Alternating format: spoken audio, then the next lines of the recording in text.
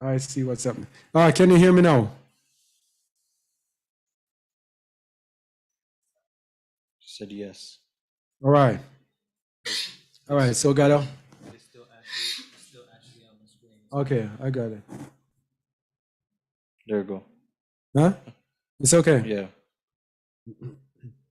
All right.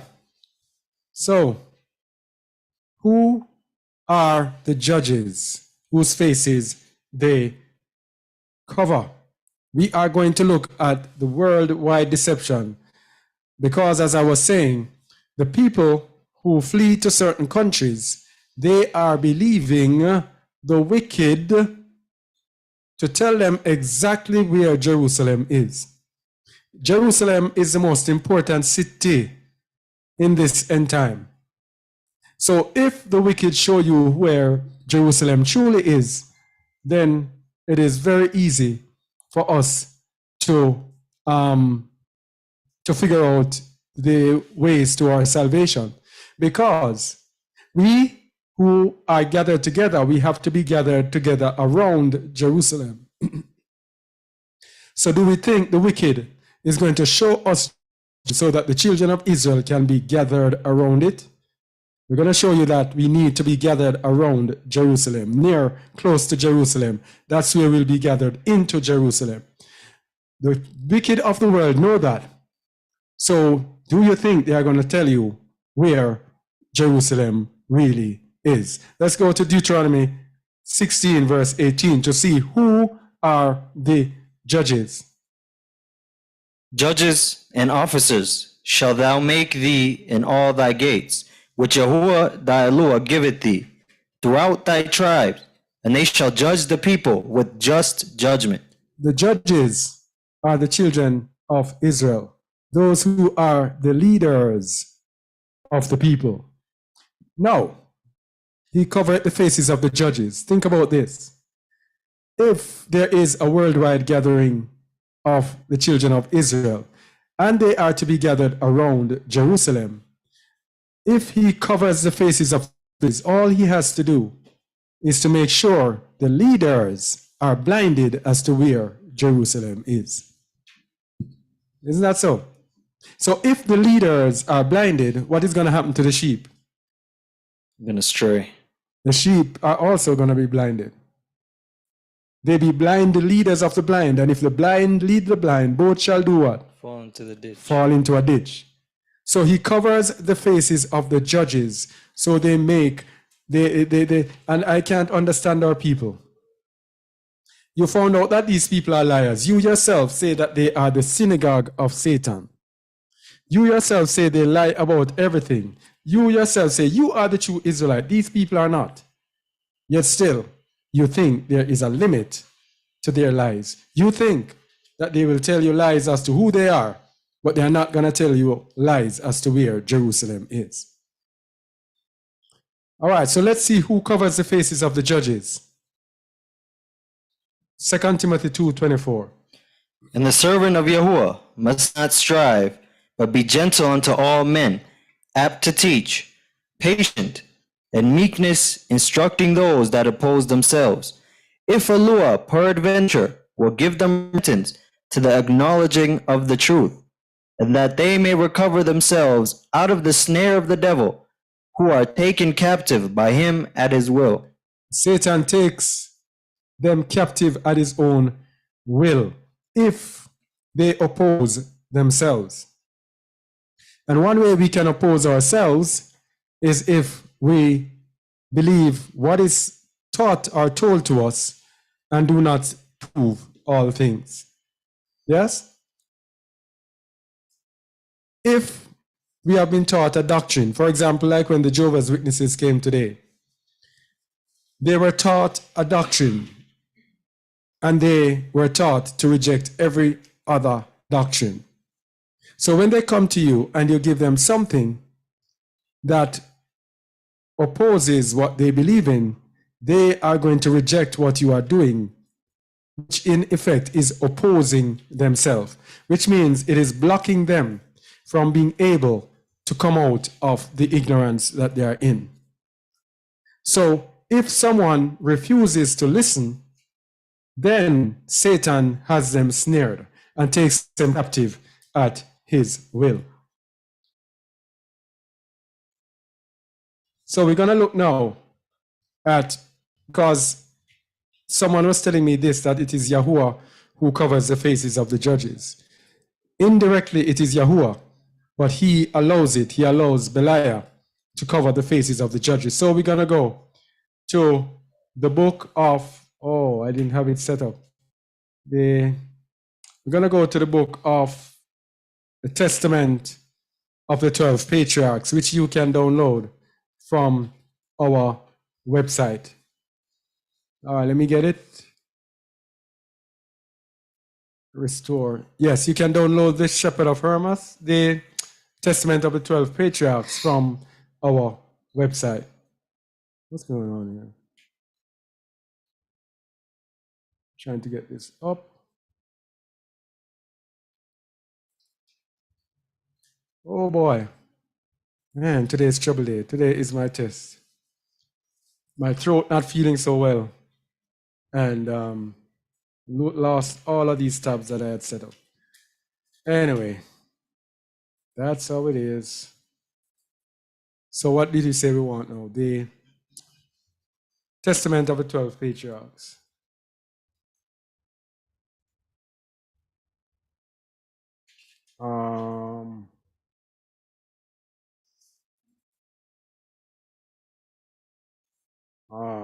Yeah. All right, so we are at the Testament of the 12 Patriarchs. We're going to go to the Testament of Dan 47 to 51. You can download this from our website. 47 to 51. Let me get this off. And that is page what? Page 55 of 90. 47 to 51. We're going to see how Satan covers the faces of the judges. You got it? 4:7. Yeah. Anger and falsehood. Yeah. No, it's a Testament of Dan, page 55 of 90.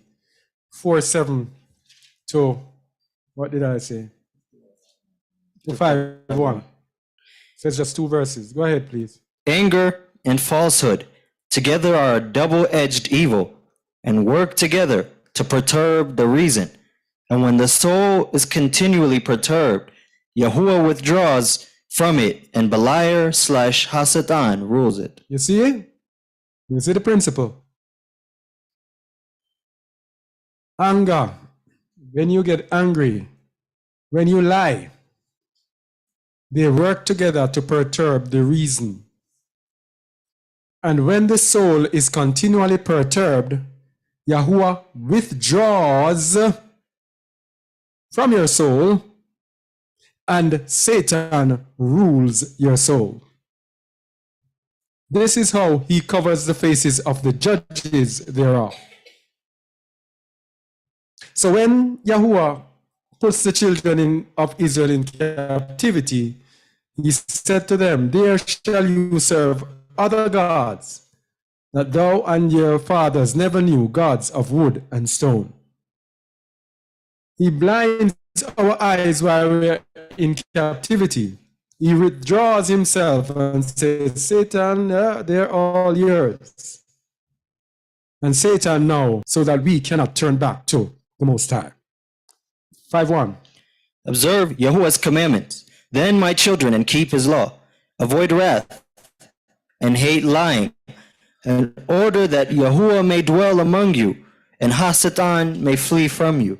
So when Yahuwah dwells among us, Satan flees. So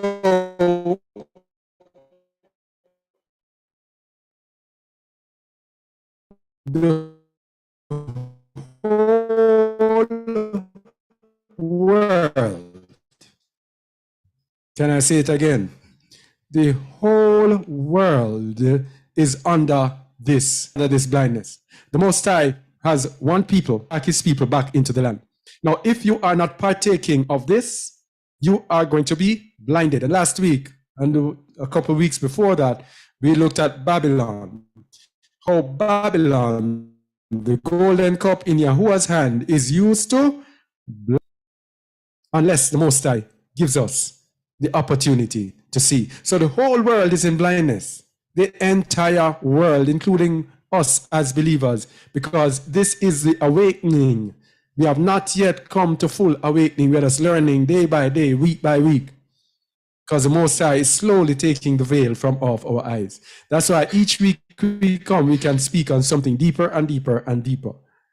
Yeah? So the whole world is under this blindness by Belial. So we see that anger and falsehood, those are two of the things that lets Belial have charge over us. Let's look at a couple more things. Testament of Naphtali, that is page 60, 3:1. Verse 3:1, page 60.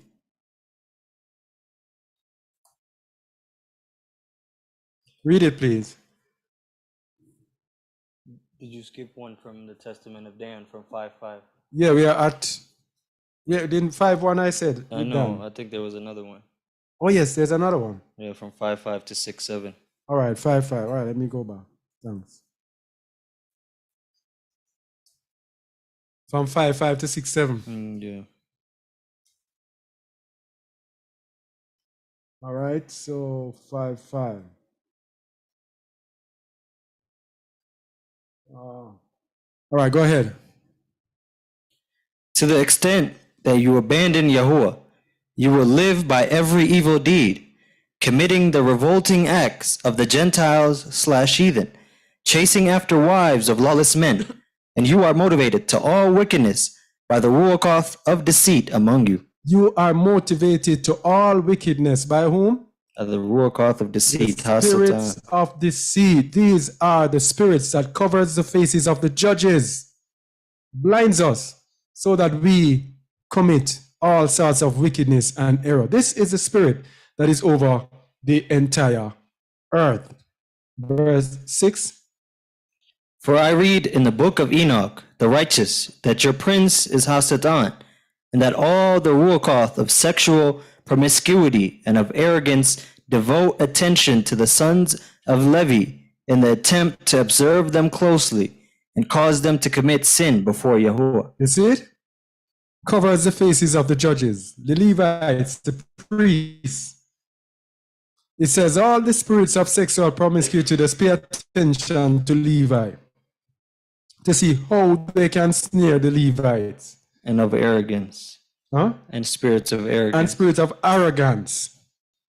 To see how they can, the Levites, to commit sin before Yahuwah. Verse 7.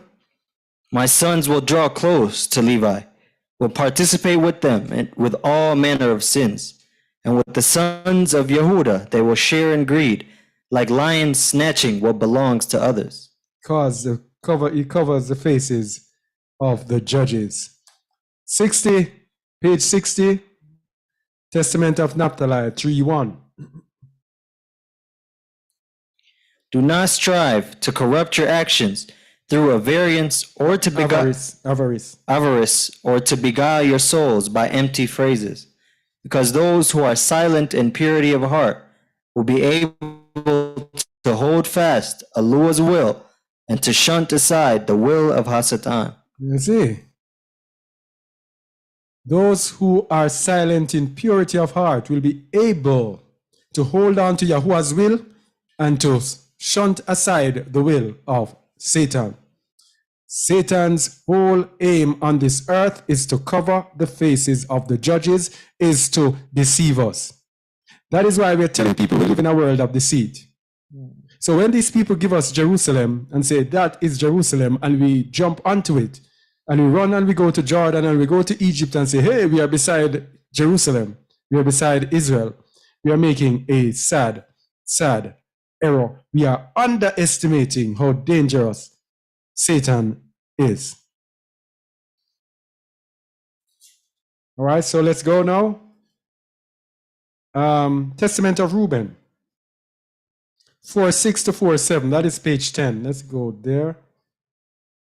46 to 47, page 10.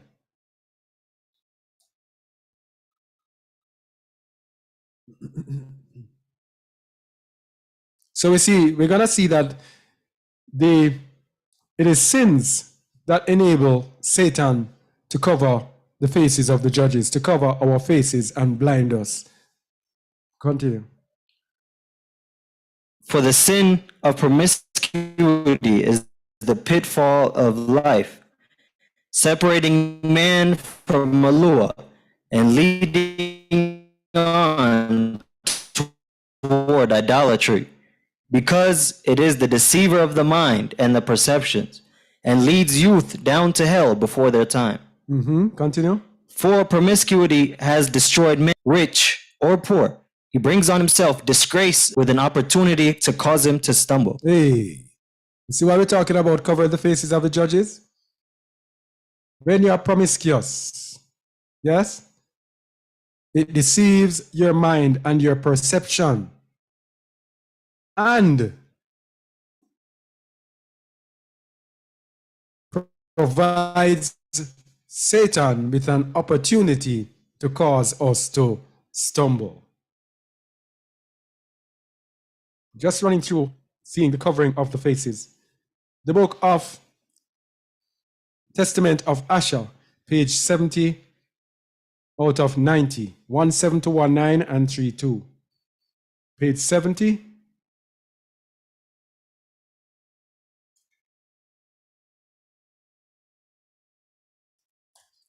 One nine to what did I say? 17 to 19. 17 to 19. Contemplating just deeds and rejecting wickedness, the soul overcomes evil and uproots sin. But if the mind is disposed toward evil, all of its deeds are wicked. Driving out the good, it accepts the evil and is overmastered by Hasatan, who, even when good is undertaken, presses the struggle so as to make the aim of his action into evil, since the devil's storehouse is filled with the vermin of the evil spirit. At all, he will overmaster you. Any chance at all, he will overmaster you. He will cover your faces, cover your eyes, so that you are carried away into sin. He covers the faces of the judges thereof. 3:2. Flee from the evil tendency, destroying the devil by your good works. For those who are two-faced are not of Alua, but they are enslaved to their evil ruach, so that they might be pleasing to Hasatan and to persons like themselves. As long as we have a tendency to evil, we are enslaved to our evil spirits and do the will of Satan. Where are we again? Just quickly going through this. Benjamin, Testament of Benjamin, page 86, 32 to 34, and 61 to 63. That's page 86.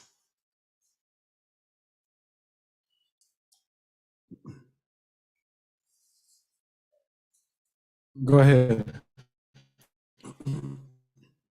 Let your thoughts incline to the good, as you know to be so with me, because he who has the right set of mind sees everything correctly or rightly. You see that? He who has the right set of mind sees everything rightly. What if you don't have the right of mind? Say verse 3. Reverence Yahuwah and love your neighbor, even if the ruach of Satan seek to derange you with all sorts of wicked oppression. They will not dominate you any more than they dominated Yosef, my brother. How many men wanted to destroy him, and Alua looked out for him? For the person who fears Alua and loves his neighbor cannot be plagued by the ruach of Hasatan, since he is sheltered by the fear of Alua. The person who fears plagued. So this is how you get Satan to uncover your eyes. Fearing, reverencing Yahuwah, walking in righteousness. Otherwise, Satan is going to have our faces covered. Now, there's another aspect to it as well, because we might be fearing Yahuwah and reverencing Allah, but when it comes to the word, we are quenching the ruach, or we do not seek to prove all things. If you do not seek to prove all things, whatever you believe is going to remain a lie. If you believe a lie, it is going to remain a lie because you choose to believe the lie. It's another part of it. Okay? 6 to 6:3. Read it, please. The deliberations of the good man are not in the control of the deceitful Ruach HaSatan, for the angel of peace guides his life. For he does not look with passionate longing at corruptible things, nor does he accumulate wealth out of love for pleasure. So, those who look with passionate longing at, they are in line to be deceived by Hasatan. Those who accumulate wealth out of love for pleasure, they are going to be blinded by Hasatan.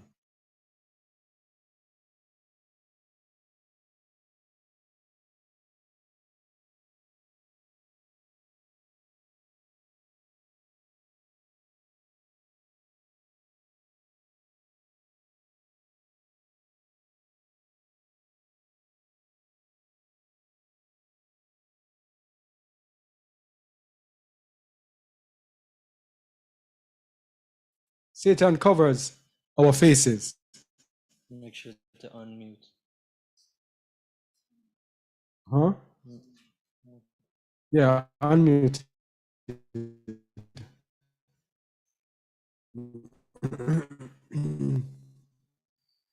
Okay. So Satan covers the faces of the deception through lies and deception. That is how he covers the faces of the judges. John 8:42 to 47. Are you there? Yes.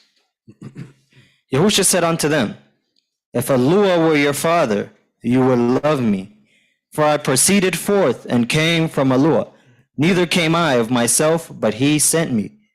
Why do you not understand my speech? Even because you cannot hear my word. So those who are not of Allah cannot hear Hamashiach's word. Continue, verse 44. You are of your father, the devil, and the lusts of your father ye will do. He was a murderer from the beginning, and abode not in the truth, because there is no truth in him. When he speaketh a lie, he speaketh of his own, for he is a liar and the father of it. All right, so here's what we're telling you now. Anyone who is not following the true Almighty Yahuwah Sabaoth, the mighty one of Yasharal, the Elohim of Yasharal, the Elohim of Abraham, Yitzchak, and Jacob, anyone who is not following him is of their father, the devil. And they are going to do the lusts of their father, which is lying and deceiving. Yes? If you identify those people in the place called Israel, and you call them the synagogue of Satan, and you can see that they are not true Israelites, they are what you call them imposters. Why do you expect them to tell you the truth? This is telling you right here. As a matter of fact, they don't even follow Yahushua HaMashiach. They deny Yahushua HaMashiach. And what is HaMashiach saying there? If Allah were your father, ye would love me. So anybody who does not love Yahushua HaMashiach is not a child of Yahuwah. If you are not a child of Yahuwah, then you are a child of, Hasatan. and if you're a child of Hasatan, they will do the lust of their father.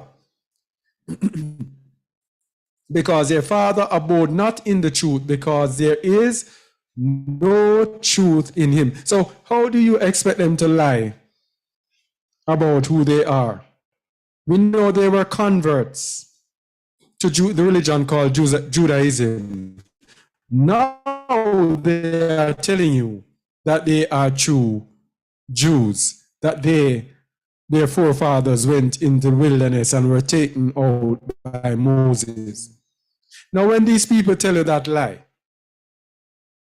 there is no truth in them. You expect them to come and tell you some truth. The chat is saying the sound is warped and the text is unfocused and the screen is black. All right, let me try to shift the. Oh boy, it's the internet.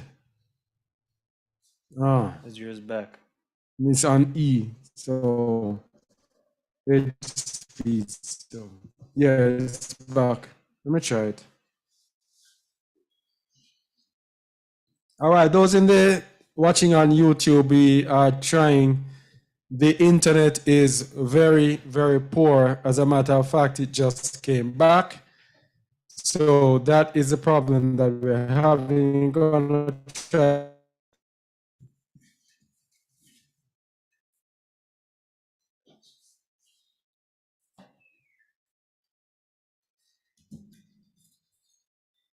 All right, let me see. All right, let me see. Hope this gets better. All right, where was I again? Yeah. So there is no truth. When he speaketh a lie, he speaketh of his own, for he is a liar and the father of it. Verse 45. And because I tell you the truth, ye believe me not. So these people cannot hear or accept or know the truth. All right?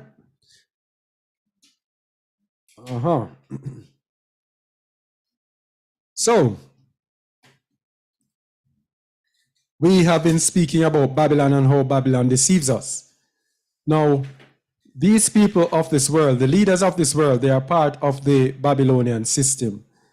And we were speaking, I don't know if we spoke last week about how Babylon deceives us, but we have to speak now about the main tool that Babylon uses to deceive us. Can someone tell me the main tool that Babylon uses to deceive us? Religion? Nope. Huh? Nope. Not religion, not Christianity. Can someone tell me the main tool that Satan uses to deceive us? Education, nope. This main tool that he uses this tool to use all of those things to deceive us. Said media. Eh? Someone said media. Be more specific. Be more specific. Television. Television. The television is in almost every home that there is. Some homes have televisions in every room. I remember when I was in the world having my own house, I had television in my bathroom. Everywhere. So everywhere I go, I was always watching television. Yeah, Babylon had me. What can I say? Yeah. Everywhere you go, you talk about education, entertainment, all of those things are flooded into us through the television. Education, through the television. Everything through the television. And this is how they give us the great Jerusalem deception. Set up a false Jerusalem. Set up the cities, everything. Have a country called Israel. Which anyone who reads the Bible to a depth must know that this country is false, because it goes against every single thing in the scripture. And these people put up these and flood in the television. Oh, this is what happened in Israel. Now, when these people do it to you over and over, what do you think you're going to do? You're going to normalize and think that, yes, this is truly, really and truly Israel. Everything that they put on the television, repetition makes us accept it. Even though we know it is a lie. Just keep repeating to us several times. We are like zombies. That's why it's called, they have something called hypnotism. The same thing over and over. When they're hypnotizing you, they tell you the same thing over and over and repeat it. Then you get into a trance. It is just how we are made up. So that is why when they are doing witchcraft, they use the drums and they chant the same thing over and over again until people come into a frenzy. Yeah? So the television is the main tool. So let's go to the television chapter and we'll see what they do with this medium to deceive us. The world is one big world of deception. This is a reality show that we are in and we do not realize it. We think that, some things are a lie. No, everything they gave us is a lie. If there is any truth, there is a lie lurking behind that truth. Psalm 101. Read, please. A psalm of David. I will sing of mercy and judgment. Unto thee, O Yahuwah, will I sing. I will behave myself wisely in a perfect way. Oh, when wilt thou come unto me? I will walk within my house with a perfect heart. So you see, we are supposed to walk in our house with a perfect heart. And the wicked know that. Yeah? The Most High comes to us where? In our house. Where we are. Not out in the busy street or whatever, in our houses. That's when we pray and we communicate with him. So David says, I will behave myself wisely in a perfect way. So in our houses, we are supposed to be behaving ourselves wisely in a perfect way. But the wicked, Satan, says no. Remember, he covers the faces of the judges. He says, you are not going to behave yourself wisely in any perfect way in that house. I'm going to give you the television. And I'm going to make you believe that you cannot live without it. I'm going to make you believe that you are nothing or nobody if you don't have a television. I'm going to give you news and make you believe that if you don't have a television to keep up with the news, then you are out of this world. I am going to give you the television to make you have to watch that thing so I can corrupt you in your house so you cannot behave in a perfect way. Continue. I will set no wicked thing before mine eyes. Stop there. I will do what? I will set no wicked thing before mine eyes. So, Hasatan makes us set this wicked thing before our eyes. See, everything that David is saying, is Satan gives us the opposite with the television. On the television, you have these wicked, evil, graphic horror movies, action movies, suspense movies, murder this, murder that. Wicked thing is before our eyes. Read 3 again, please. I will set no wicked thing before mine eyes. I hate the work of them that turn aside. It shall not cleave to me. A forward heart. Wait. So every day we go into a house, we turn on and watch some wicked thing before our eyes.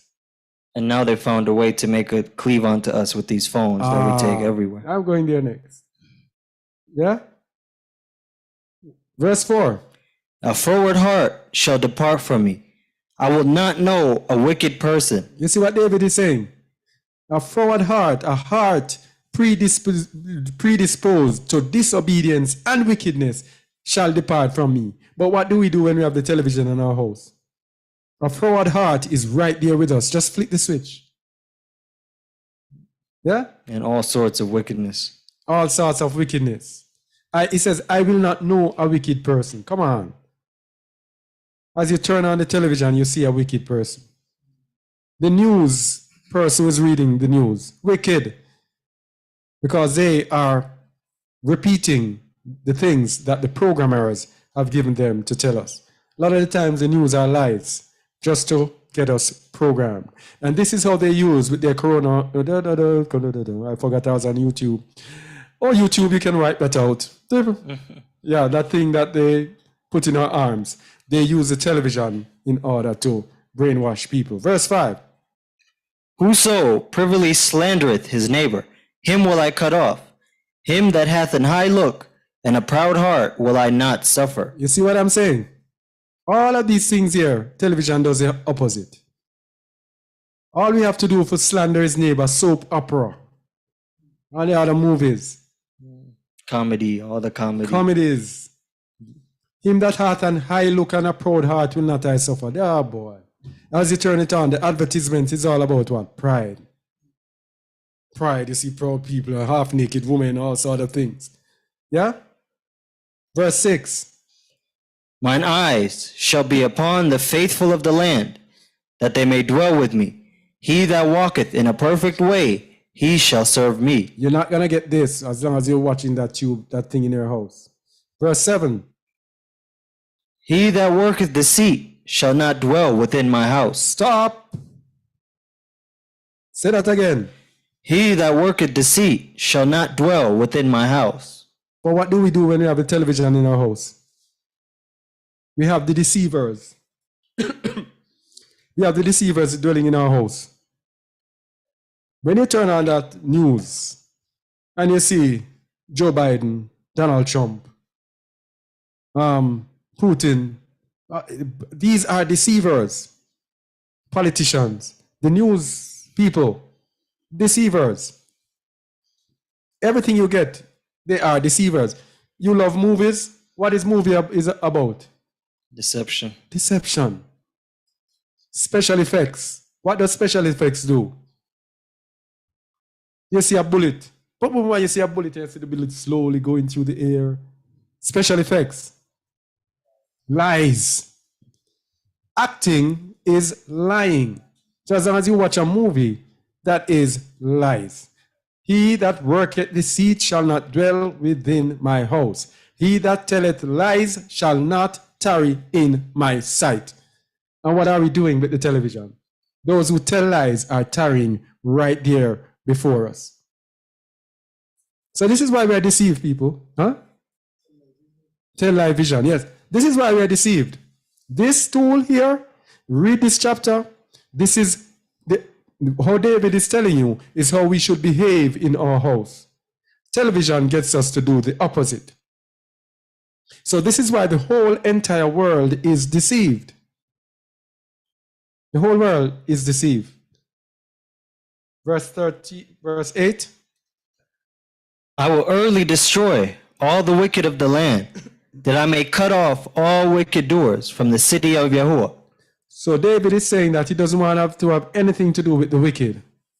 But if we have the wicked every day in our house, as we come in from work or whatever, we sit down, we turn on the television, wicked, wicked, wicked, lies, lies, lies.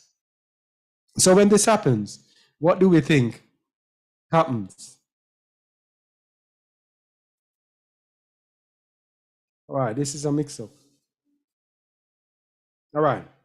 So we want to go further into the books of the Nazarene to show that earth is a place of deception. We want to show people that earth is a place of deception. All right, I'll have to go back to history. Nazarene. Right. So what page is that? I said. I said 195. I can't see it very clearly. 195 of 112, chapter 20, verse 37. All right. So the book of the Nazarene. This book you can also download from our website. You have no idea what this book is all about. It is a super treasure. Chapter 20, verse 37. All right, go ahead, please. When Yahusha remained silent, Pilate said, "Tell me, if son of Alua is a kingly title, are you the king of the Yahudim?" Yahusha said, "Do you ask this for yourself, or are you being influenced by the things said about me?" Pilate answered, "Am I a Yahudi to know these things? Your people have handed you over, for according to their interpretation, you have made kingly claims. What have you done?" Yahusha said, Is an earthly king most worthy to be called the son of Elua? Surely it is goodness and not kingship that counts. I am the son of Elua, and this title I rightly claim. But if I have a kingdom, it is not of earth. Had it been otherwise, my followers would not have permitted me to be taken. Pilate said, You are then a king of some kind. Yahusha replied, As you say, I am a king, but I do not come to rule, for I was born into the world to testify of the truth, and all who honor truth listen to my words. Pilate said, Who knows what is truth or what it means? One man's truth is another man's deception. This verse now. Yahusha answered, No man can know truth, for it is not of earth, which is a place of deception. Which is a? Place of deception. Which is a? A place of deception. This is what we're trying to tell people. This world is a place of deception. There is no truth in this earth except through the followers of Yahusha who are in this earth. Yes? There is no truth except in the Torah and the light of the Torah, which is in Yahusha HaMashiach. Read 44 again, please. Yahusha answered, No man can know truth, for it is not of earth, which is a place of deception. But Yahuwah knows truth, and it is with him alone. And it is? With him alone. So even the location of Jerusalem is a truth that is with Allah alone, and he gives it to those who he chooses to give it to. The whole world has been deceived by that place they call Israel, because the world is a place of deception, and they are of their father the devil, and they do the lust of their father, because their father is the father of lies. So they come and they tell us the lies. 45. Pilate said, Does not Caesar know truth? To which Yahusha replied, No man knows truth. Pilate said, Is the truth with you or with Caesar? Yahusha said, Caesar's heart is in fornication, not in truth. And this you know to be true. Would you condemn me for speaking truth? Continue. Pilate said, Say no more. Yahusha said, See how those who uphold truth are judged by those holding authority. Read that again. Yahusha said, See how those who uphold truth are judged by those holding authority. All right. So what if I come in front of the world now? What if I go on CNN and I say, I am an Israelite? What is going to happen? Anti-Semitic. What did he just say? What did he just say? Those who uphold truth are judged by those holding authority. So the people with authority in this world, they don't know truth. They give us lies. And if you speak the truth, then they judge you. That's what happened to Hamashiach. And that's what he says is going to happen to us. He says, if the world first hated me, they're going to hate you. And he says, you shall be hated of all men for my name's sake. Why? Because his name is in the truth. And we who are in the truth are going to be judged. So many people have come and spoken. We are Israelites. Some people will tell them, oh, we're not saying that you're not Jews, but we also are Jews. Bam! Anti-Semitic. So what do? They have their lies, and they protect their lies because they hold authority in this world. And the reason they hold authority is because their religion is a religion of white supremacy, and it is a religion that upholds Babylon. So it upholds the kingdom of Edom that is upon this earth, because these people who say they are Jews, they are the children of Edom. So they uphold the kingdom of Edom, which is in Babylon. So if I come and say I'm an Israelite, I'm a threat.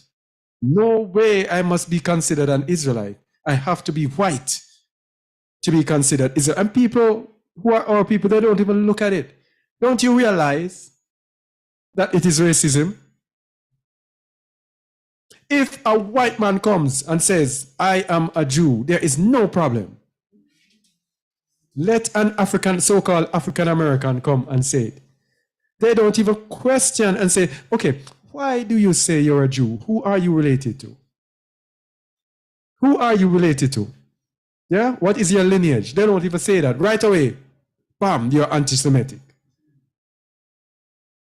So that is what they do to protect their lies. And that's why Babylon is so important to them. Same way Caesar's heart, the authority at that time, was in fornication.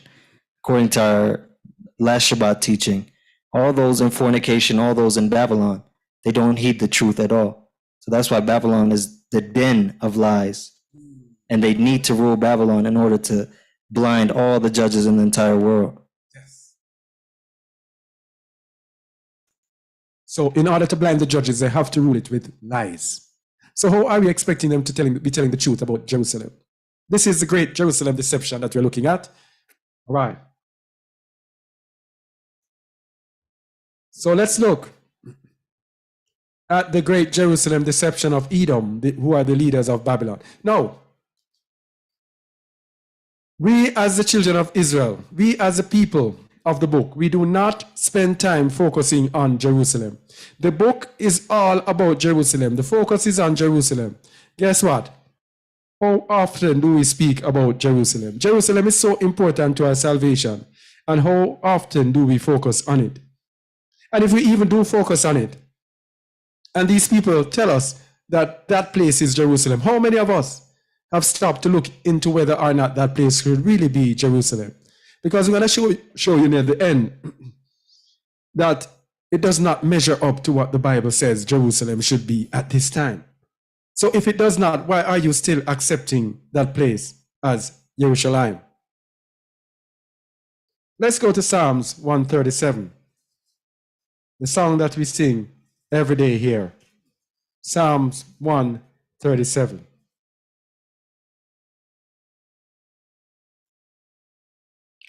By the rivers of Babylon, there we sat down. Yea, we wept when we remembered Zion. So hear this now. A lot of us, most of us are drunk with the wine of Babylon. Don't want to leave out of the midst of Babylon and everything. The true children of Israel are not going to be comfortable in Babylon. These Israelites wept when they remembered Zion. Yes, they knew Zion. So you can say, okay, they experienced Zion. But we also must have a yearning for Zion. Why did these people weep? Why were they in Babylon and had to weep when they remembered Zion? What is it about Jerusalem that made them have to weep? What? Aren't we thinking about that? It must be something that is so sweet, isn't it? That they had to weep.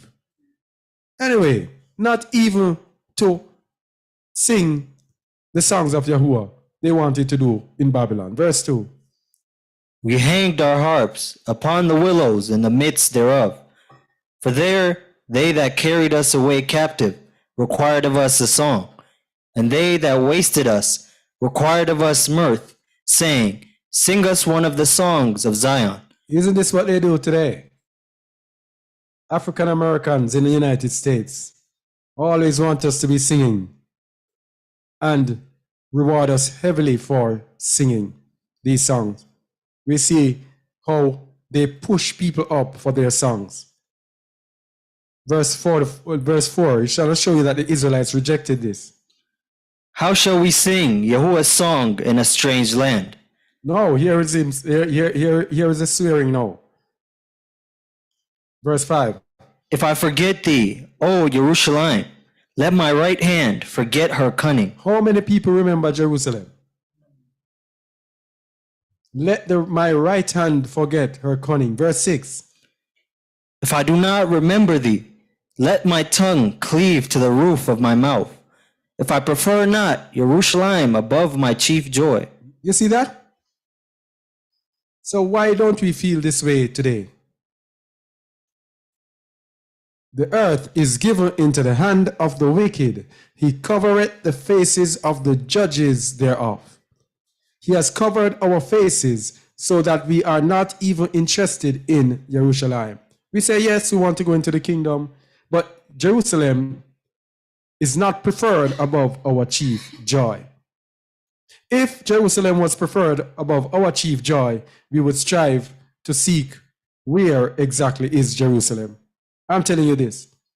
We would not have gotten up and left wherever we were and just jump and go to Jordan, Egypt, and those places, assuming that that place is Jerusalem. Because you would have studied the history and seen how these people change the names of places, the names of people, the names of rivers. They have changed maps. They have changed the names of mountains. They have changed the names of everything, rejuggled everything in order for us to do what? To forget Jerusalem. That is their aim. If they get us to forget Jerusalem, they have us. That is how important Jerusalem is. If they get us to forget Jerusalem, then they have us, because everything surrounds that city. So these people now, who wanted to have a homeland in different places, one of the time they wanted it in Uganda, one of the time even in Tasmania down in near Australia, one of the times they wanted it in, what's that, Madagascar, that's island there? One of the times they wanted it near the Congo. They wanted this place all over, but guess what? The Most High, in order to send the world a strong delusion, gave them the perfect place. That place, what they have, it is the perfect place. Because in some ways, it fits the attributes of Israel. Remember, when Satan came to Eve to deceive her, he did not come with all lies. Let's come with one twist, as we were discussing today. Who said it? I was in Hananiel, who said he just came. He came. No, yeah, we were discussing it, and he said, you shall not surely die. One word he just input, not.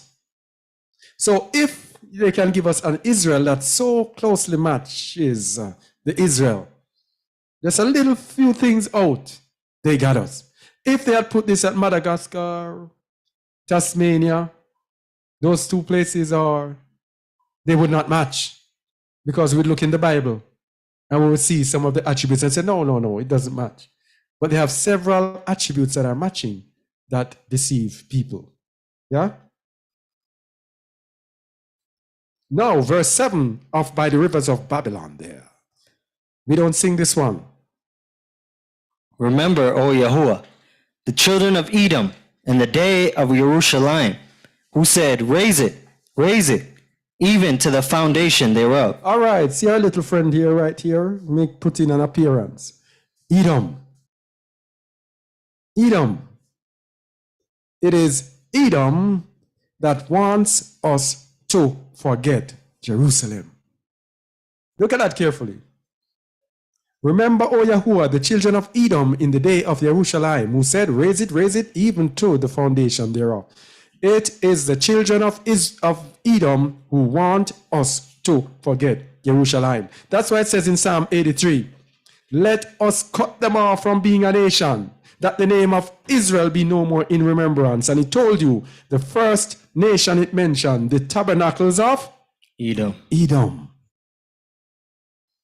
And we're going to show you that those people who are in the land, the synagogue of Satan, those who say they are Jews and are not, they are Edomites. So Edom has one task, to make sure the children of Israel don't know who they are. Because the Most High sentenced us to not know who we are. We haven't looked at it in a long while. Isaiah 1, 2-3.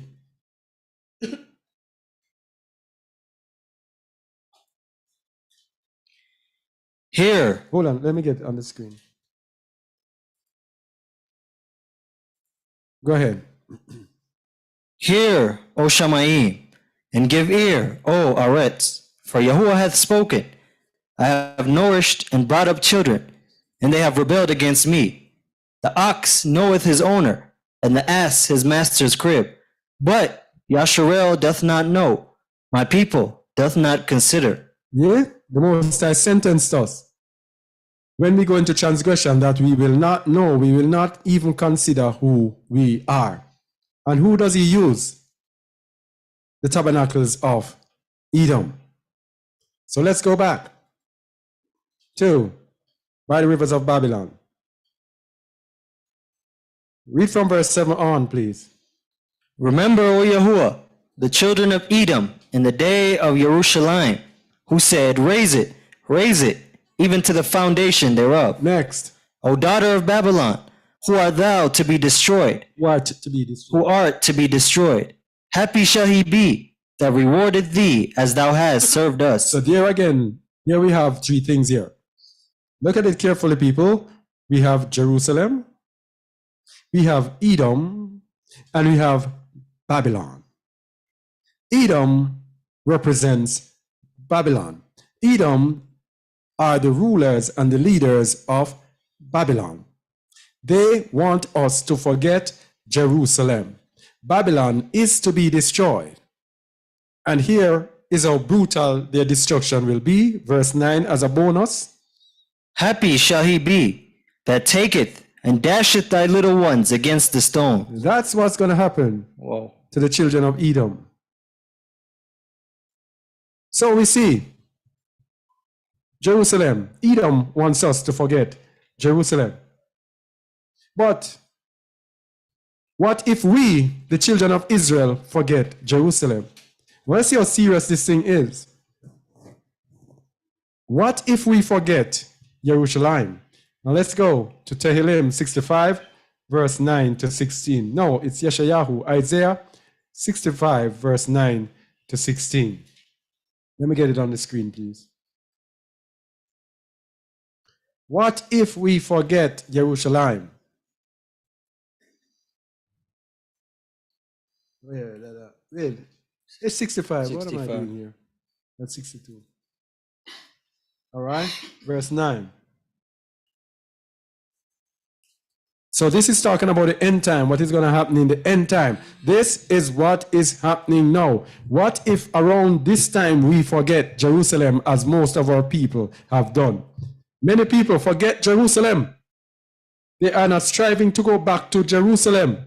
They want to sit down in Babylon for the Most High to send angels for them because they do not have a burning desire for Jerusalem. Go ahead, please. And I will bring forth a seed out of Jacob, and out of Yehuda, an inheritance of my mountains, and mine elect shall inherit it, and my servant shall dwell there. So this is us striving to be in this verse 9 here. Verse 10. And Sharon shall be a fold of flocks, and the valley of Achor a place for the herds to lie down in, for my people that have sought me. For my what? People that have sought me. For my what? The people that have sought me. You know what it is like to seek the Most High? To seek the Most High is to give up everything in your life to seek after Him. Every single thing. Seeking Yahuwah, you don't sit in Babylon and go about your business, go trying to build up your life in Babylon and trying to acquire this and acquire that in Babylon. That is not seeking the Most High. He says, the valley of Achor, a place for the herds to lie down in for my people that have sought me. Verse 11. But ye are they that forsake Yahuwah, that forget my holy mountain. All right. Stop there. Ye are they that forsake Yahuwah, that do what? That forget my holy mountain. Forget Mount Zion, forget Jerusalem. Let's see what he says about us forgetting Jerusalem. Verse 11.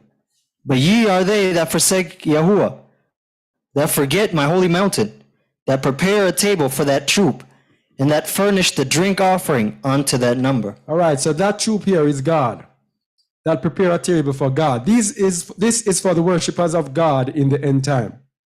Let's see what he's going to do to those who forget Jerusalem. Because the worshipers of God, where do they say they are going? Do they say they are going into Jerusalem? No. They say they are going to be raptured away. Yes? So they forget Jerusalem and listen to a made-up doctrine of pre-tribulation rapture. Let's see what the Most High says is going to happen to them. Therefore will I number you to the sword, and ye shall all bow down to the slaughter. Because when I called, you did not answer. When I spake, you did not hear, but did evil before mine eyes, and did choose that wherein I delighted not. So no matter how we talk to them and tell them about God and Jesus, they don't want to hear. They want to continue worshiping God and forget Mount Zion. So no matter how we tell them about seeking Jerusalem, they don't want to hear, do they? No, they do not want to hear. So let's see what's going to happen to them, because this is speaking about Isaiah 65, is speaking about what's going to happen now. Remember, there is upcoming, the third seal is, the second seal is war. The third seal is famine, drought, and financial collapse. Let's see what the Most High says is going to happen at that time. Therefore thus saith Yahuwah Allah,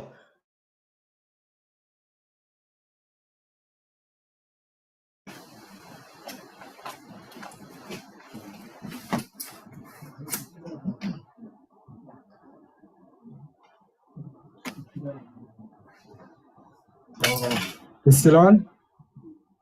Yeah. All right.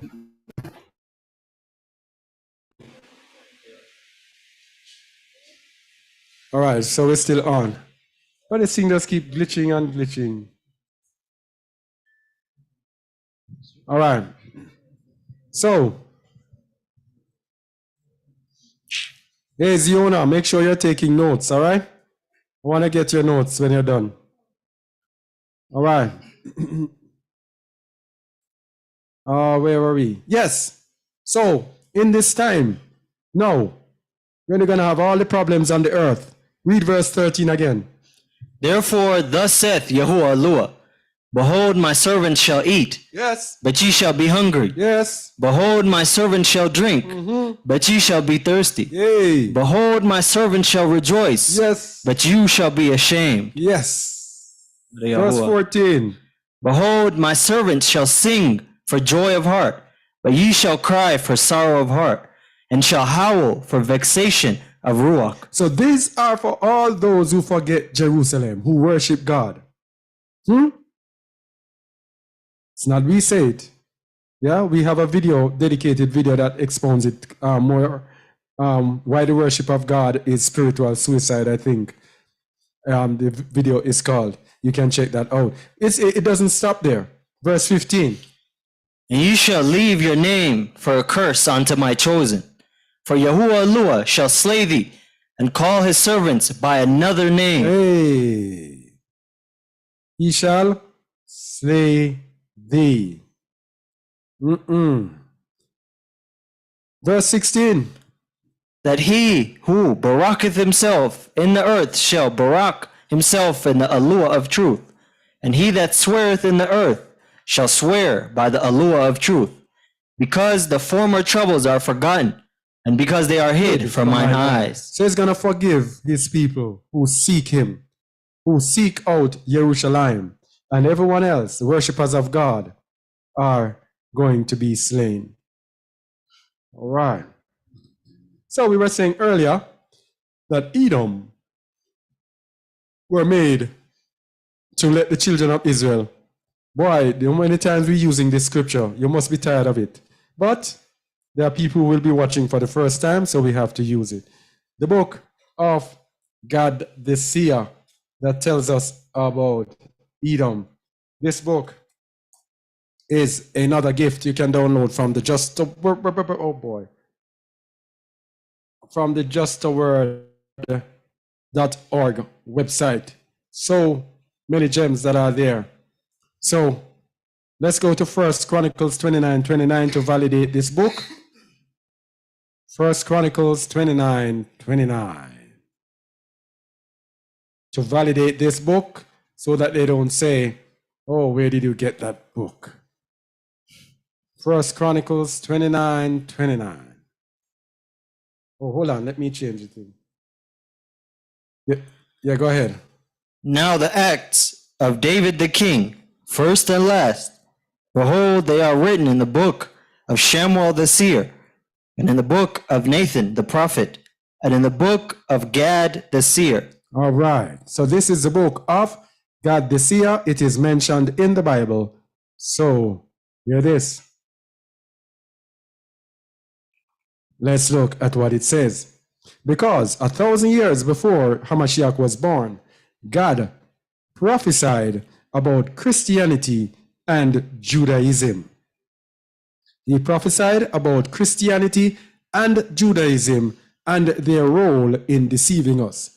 These two religions are the two major religions that have been used by Babylon. These are Edomites have used this to allow us, the judges, to have our faces covered. When we were in Christianity, when I was in Christianity, you couldn't tell me anything about JC. Yeah? You couldn't tell me anything about JC when I just came to the word. This was a deception. Likewise, most people in the world, you can't tell them anything about those people who say they're Israelites. Oh, these are the Israelites. These are the Jews. Yes. Aren't these people the Israelites? Everyone believes them. This is, remember we're talking about Satan's deception upon the earth? This is the deception. Verse 15. Woe to you, O Edom, that sits in the land of Chittim, in the north of the sea. All right, this is Edom, that sits in the land of Chittim, which is Rome in the north of the sea. So the Edomites are the Romans. And the Western Europeans today, these are the remnants of the Edomites. So that is why you see the Western world is ruled by the spirit of Rome. That is why you see them having their gymnasiums, the stadiums, arenas. These are the same Roman Colosseums. If you see some pictures of the old Roman Colosseums, you'll see it's the same model that they have today in the arenas and the big stadiums. This is modern day Rome, United States, Britain, all of those places. Modern day Edom. Continue. For your destroyers will emerge from a terrible nation. They will not even leave you a remnant. For you have said, I sit on high, and only I have a covenant with the Elohim of Elohim. For Yahuwah chose me instead of his holy people, for he abhorred them. For he abhorred them. Now this is the lie, and we have to highlight this lie because this was in a conversation today. A Jehovah's Witness lady came around today, and it so happened that this very verse that I'm going to show is what we used. I was trying to tell her that the Bible is about a nation and not about a religion. And then I made her read this. First, Jeremiah 31, verse 35. I asked her to read this. Read it, please. Thus saith Yahuwah, which giveth the sun for a light by day, and the ordinances of the moon and of the stars for a light by night, which divideth the sea when the waves thereof roar. Yahuwah Zebaoth is his name. Continue. If those ordinances depart from before me, saith Yahuwah, then the seed of Yasharel also shall cease from being a nation before me forever. So the Most High is swearing on the sun and the moon that as long as they are up there shining, Israel will always be a nation before him. What did they say in the book of God this year? That they are replacing Israel because Yahuwah abhorred them. But what does verse 37 say? Thus saith Yahuwah, if Shamayim above can be measured, and the foundations of the earth searched out beneath, I will also cast off all the seed of Yasharel, for all that they have done, saith Yahuwah. Now, after she finished reading this, she then went ahead and said that the Most High was angry with Israel and chose to do what? What's the R word? Replace? Yeah, and chose to replace Israel. So you see, Jehovah's Witnesses is the same replacement theology that we're looking at in the book of God this year. This is Christianity for you, replacing Israel. Even though the Most High swore that no matter what Israel did, he will never ever cast them off from being a nation before him. They still say, no, Yahuwah has replaced his people. Let's go back to the book of God this year. For Yahuwah chose me instead of his holy people, for he abhorred them. This is the biggest lie. This is Christianity. Edom uses a two-pronged approach. They have Christianity to let us forget Israel, but also get us to worship their pagan God, Jesus Christ. And they have Judaism, the Jews, to let us forget the land and to forget the people. So when we see these Edomites saying that they are Jews, we just can't believe that people are so lie. I said, no man, they must be Jews indeed. And we see them, we believe that they are Jews. So when you go to our people and say, oh, we are the Jews, what do they laugh sometimes. Some of them know they don't want to hear. No, we the people. No, we can't be the people. Those people are the Jews. So by visualizing them and see them, we see them on our television. We can't believe that they are not the Jews. And they are in a land called Israel. We can't believe that it is not Israel. This is the trick that Edom has undertaken. Go ahead, please. And his former people, despised and rejected, did not truly know Yahuwah, because they did not know his image. We are truly wise and intelligent. We know Yahuwah and his law. We know his image and the presence. All right, so they give us this image, of course, of a false image of a blonde-haired, blue-eyed white man. The image of Caesarea Borgia, which is, of course, idolatry. So worshiping JC is idolatry. Continue. But thus says Yahuwah, because you rose up in pride to brag about the Alua of Elohim, know that you will perish in your conceitedness. For why would you put confidence in man, whose life is like a vapor, which begins in the morning and is gone by noonday, placing him to sit beside Alua? Continue. For it is not you whom I knew formerly. And where is the bill of divorce of my people that you said would be a prey? Show it to me. Yeah. How can you be replacing Israel? Yes? But now, as we go to the judgment of Rome in verse 23, we are going to see now the Jews. That was Christianity we just read. Let's see the Jews. Verse 23. Your corpses will fall among my people.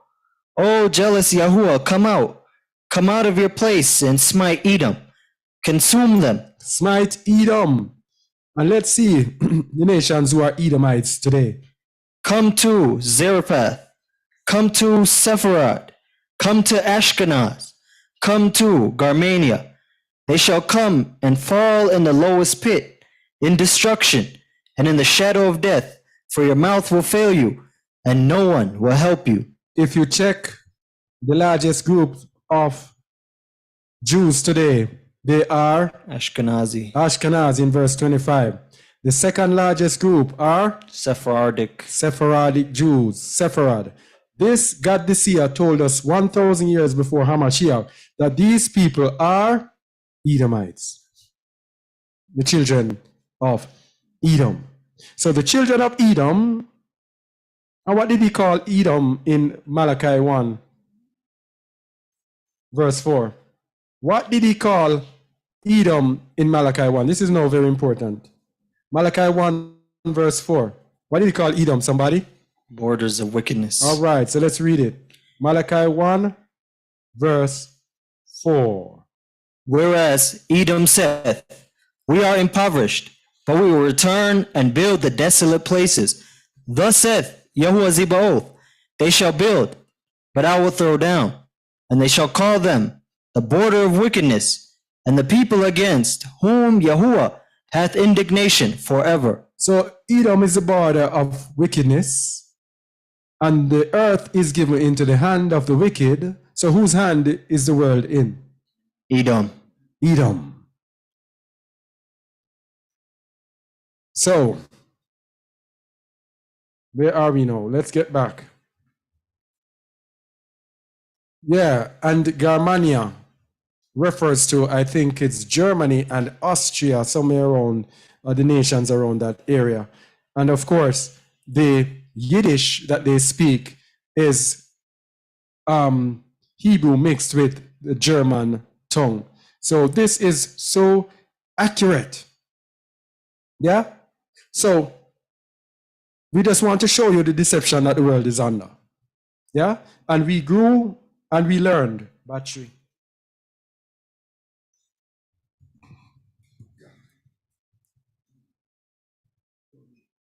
We grew and we learned of this Christianity being the true religion, and we followed their religion. And we grew and we learned that these people are the Jews, and we followed them. But the earth is given into the hand of the wicked. He covers the faces of the judges. In the awakening people, we have to question everything. So, why is this thing changing?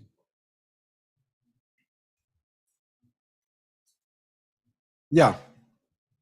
So, there is a chapter, Zechariah 5, that I've always been toying around to say, who are these two women of Zechariah 5?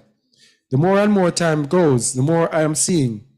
I used to think that probably Protestantism and Catholicism, but now I'm actually believing it to be more and more to be Christianity and Judaism, as mentioned there in the book of God the Seer. So if we go to the book of Zechariah 5, start at verse 5. Then the angel that talked with me went forth and said unto me, Lift up now thine eyes, and see what is this that goeth forth. And I said, What is it? And he said, This is an ephah that goeth forth.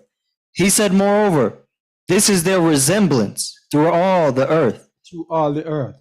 Continue. And behold, there was lifted up a talent of lead, and this is a woman that sitteth in the midst of the ephah. And he said, This is wickedness. This is wickedness. So a woman. This woman, I think, Hasatan. The earth is given into the hand of the wicked, right?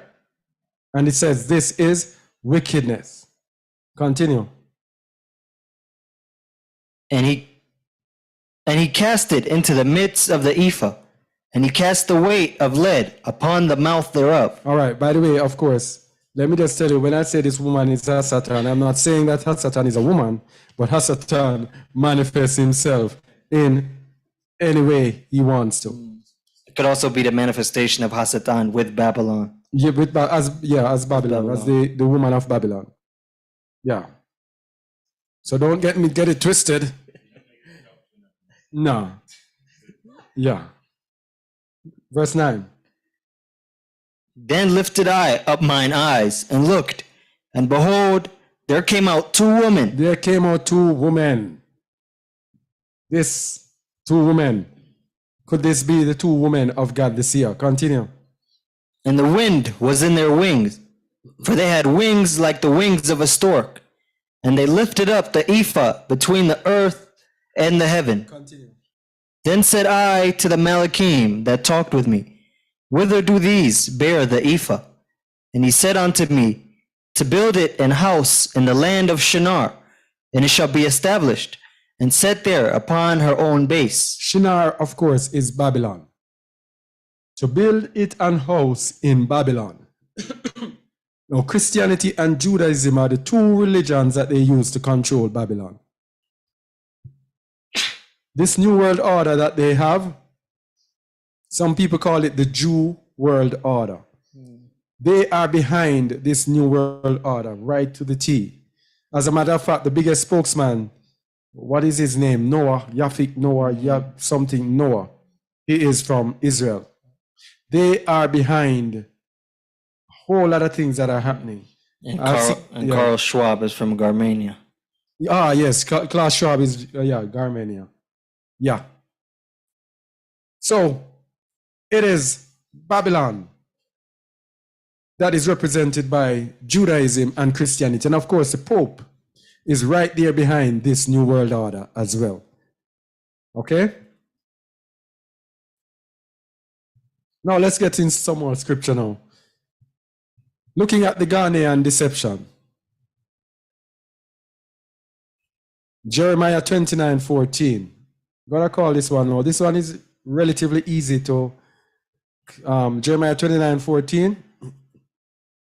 Many people are relocating or fleeing, say they're fleeing to Ghana. Let's look at the Ghana deception. Verse 14. And I'll be found of you, saith Yahuwah, and I'll turn away your captivity, and I'll gather you from all the nations, and from all the places whither I have driven you, saith Yahuwah, and I'll bring you again into the place whence I caused you to be carried away captive. No, here is the deception. Can anyone see the deception? These words. I will bring you again into the place whence I caused you to be carried away captive.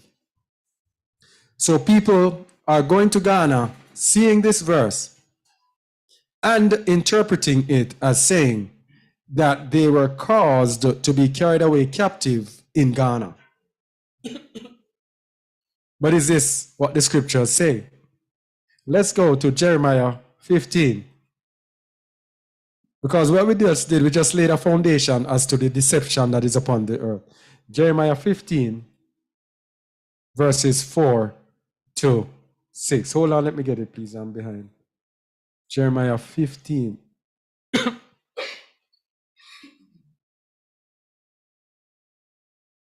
4 to 6. Continue. And I will cause them to be removed into all the kingdoms of the earth, because Manasseh the son of Hezekiah, king of Yehuda, for that which he did in Jerusalem. For what? For that which he did in Jerusalem. In where? In Jerusalem. Interesting. Continue. For who shall have pity upon thee, O Jerusalem? Oh, where? O Jerusalem. Continue.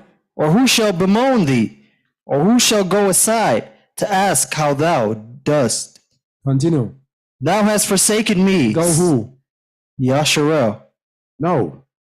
Jerusalem. Oh, Jerusalem. It is Yasharal indeed, but represented by. Jerusalem. Continue. Thou hast forsaken me, saith Yahuwah. Thou art gone backward. Therefore will I stretch out my hand against thee and destroy thee.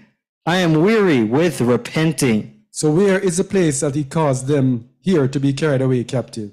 In Jerusalem. Jerusalem. This is the Ghanaian deception. Let's go back now to the original one that we just went to, and we're going to see the deception. Jeremiah 29, verse 4, and then 10 to 14. Jeremiah 29, verse 4.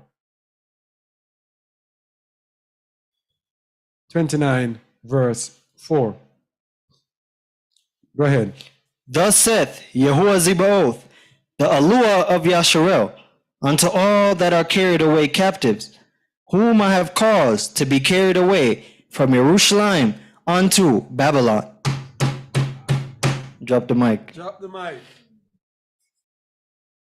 Where is the place that he caused us to be carried away captive? Jerusalem. You see, Ghana and all of those West Coast, bam, this deception. Deception. Continue to at verse 10 to 14, because we have to rivet it in.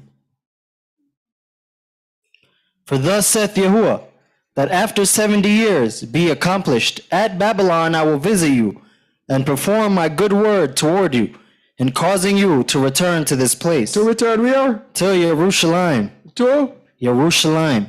this place. Where's the place that he caused you to be carried away captive? Jerusalem. So where does Ghana come in this? Deception. Let me tell you something, people, about this Ghana deception before we go any further. Or should I just finish it? I'll finish it and then remind me to speak about Ghana deception if I forget. If my young brain forgets. Verse 11. For I know the thoughts that I think toward you, saith Yahuwah, thoughts of shalom, and not of evil, to give you an expected end. Then shall ye call upon me, and ye shall go and pray unto me, and I will hearken unto you. And ye shall seek me, and find me, when ye shall search for me with all your heart. Yada Yahuwah. All your heart. You don't just get up and say, okay, we were captive in Ghana. Okay, I'm going back to Ghana. Have you searched? It's right before you in the same chapter. Just, it's there. And so when he says in verse 14, let's go back. And I will be. And I will be found of you, saith Yahuwah, and I will turn away your captivity, and I will gather you from all the nations, and from all the places whither I have driven you, saith Yahuwah. And I will bring you again into the place whence I caused you to be carried away captive. Jerusalem. So if you want to know where to go, you have to find Jerusalem. A lot of people are just jumping and saying, looking for opportunities. Oh, I want to go to Tanzania. There are opportunities there. I want to go to Ghana. There are opportunities there. What is wrong with our people? He says, and you shall seek me and find me if you search for me with all your heart. So if you want to know where to go, you search with all your heart. And sometimes you don't even search because we didn't even search. Why? Because there is no truth on earth. Truth is with Allah. Ah, you're bright, man. That's brilliant. That's brilliant. Isn't it, Buyo? He's the man. Hey. Yes, he's the man. Yeah, that's brilliant. Search with all your heart. Oh, you can get citizenship in Ghana. Okay, so I'm going to Ghana. That's how you take the Most High. And I told you, we did not search. The Most High just says, come, go to South Africa. Let's go to South Africa. That's it. So, I believe that he showed us because we were seeking with all our hearts. That's it. We're seeking for truth. So just like Solomon, when Solomon did not want riches, he wanted wisdom. He gave him wisdom and said, you know what? I'm going to make you richer than everybody else, just because he never asked for riches. So we were seeking truth. We weren't seeking anywhere to go. We were comfortable, each person where we were. But he says, you know what? Take your things and go to South Africa, pointing to Willowdean and say, go. And we were obedient even though we didn't know. We didn't know why we were coming here. We never asked any question. Didn't have a clue at all. The only thing some of us did were tarried, like myself here. But we never asked any question. We didn't ask, what are we going to do when we go there? What is this? Why is this? How do? All I did, I made sure, no COVID-19 vaccine, no test.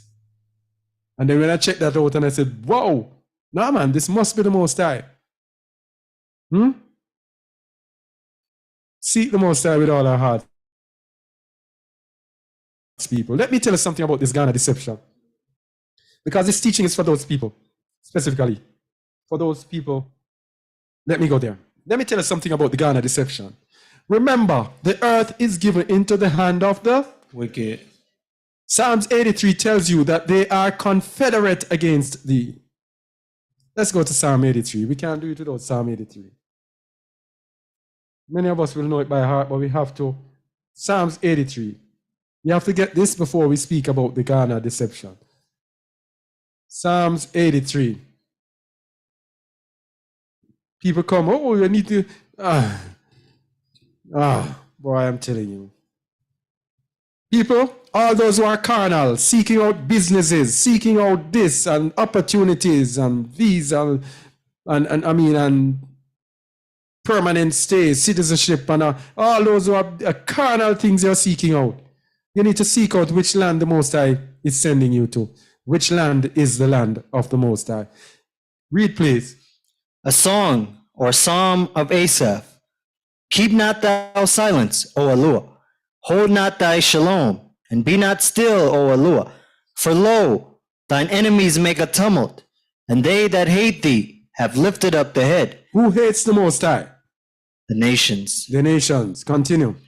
They have taken crafty counsel against thy people and consulted against thy hidden ones. You see? They have taken crafty counsel and consulted against their hidden ones. Remember, we said that Satan's children do Satan's bidding. He is the father of lies. When they take crafty counsel against the people and consult against the hidden ones, it is to find a way to trick them, To blind them. to deceive them, so that they cannot receive the kingdom. Remember, as long as we are deceived, they are going to have the blessings. They are not going to do anything to let us get any idea of the truth so we can turn back to the Most High in truth. So they take crafty counsel, and they do this in the United Nations, which is run by Edom.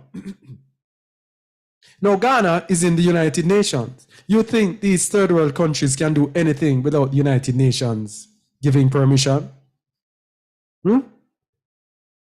So when Ghana came and said, okay, 2019, they knew. Let me finish this verse. I hope I remember. They have said, verse 4. They have said, come and let us cut them off from being a nation, that the name of Yasharel may be no more in remembrance. Verse 5. For they have consulted together with one consent. They are confederate against thee. One order is there in the United Nations, confederate against the children of Yasharal. Verse 6 tells you, Tabernacles of Edom. they are the ringleader. These are the people who started the United Nations and who wield the most influence and authority over the United Nations. The headquarters is on what, 42nd Street, I think, in New York City. One of the headquarters of Edom. And the Ishmaelites of Moab and the Hagarenes. We won't even go any further with the rest. Edom is who we want. Because as long as we follow Edom, we will know what is happening in this end time. All right? So here, let us go back now to this Ghana deception. So if the earth is in the hand of the wicked, and they cover the faces, and they are confederate, and they meet in the United Nations to determine what they are going to do, how they are going to blind the world as to who the children of Israel are. Do you think when 2019, Ghana declared it the year of return? Because they knew that our 400-year captivity was up. Why? Think to yourself now, people. Why? In 2019, they declared it a year of return. Because they knew that our 400-year captivity was up 2019. So they declared it a year of return. And what did they say? Free citizenship. Anyone in the West, you can come and get free citizenship. That is a deception. Nothing with Yahuwah comes easy. Nothing. Amika, I can tell you how hard it was to get here. Nothing with Yahuwah comes easy. So when they declared it a year of return, people come, and guess what they do? They set up things about citizenship and organize things so that you can get your way around and everything to get you to go to a wrong land. Wrong location. If you go to a wrong location, you are lost. Because they're seeking comfort for Yahuwah. Now, the true location of Jerusalem determines the gathering place. The true location of Jerusalem determines the gathering place. And I want to thank Naomi for this one. If she didn't bring up this first Maccabees, we wouldn't have picked this one up. First Maccabees 1:38 to 16.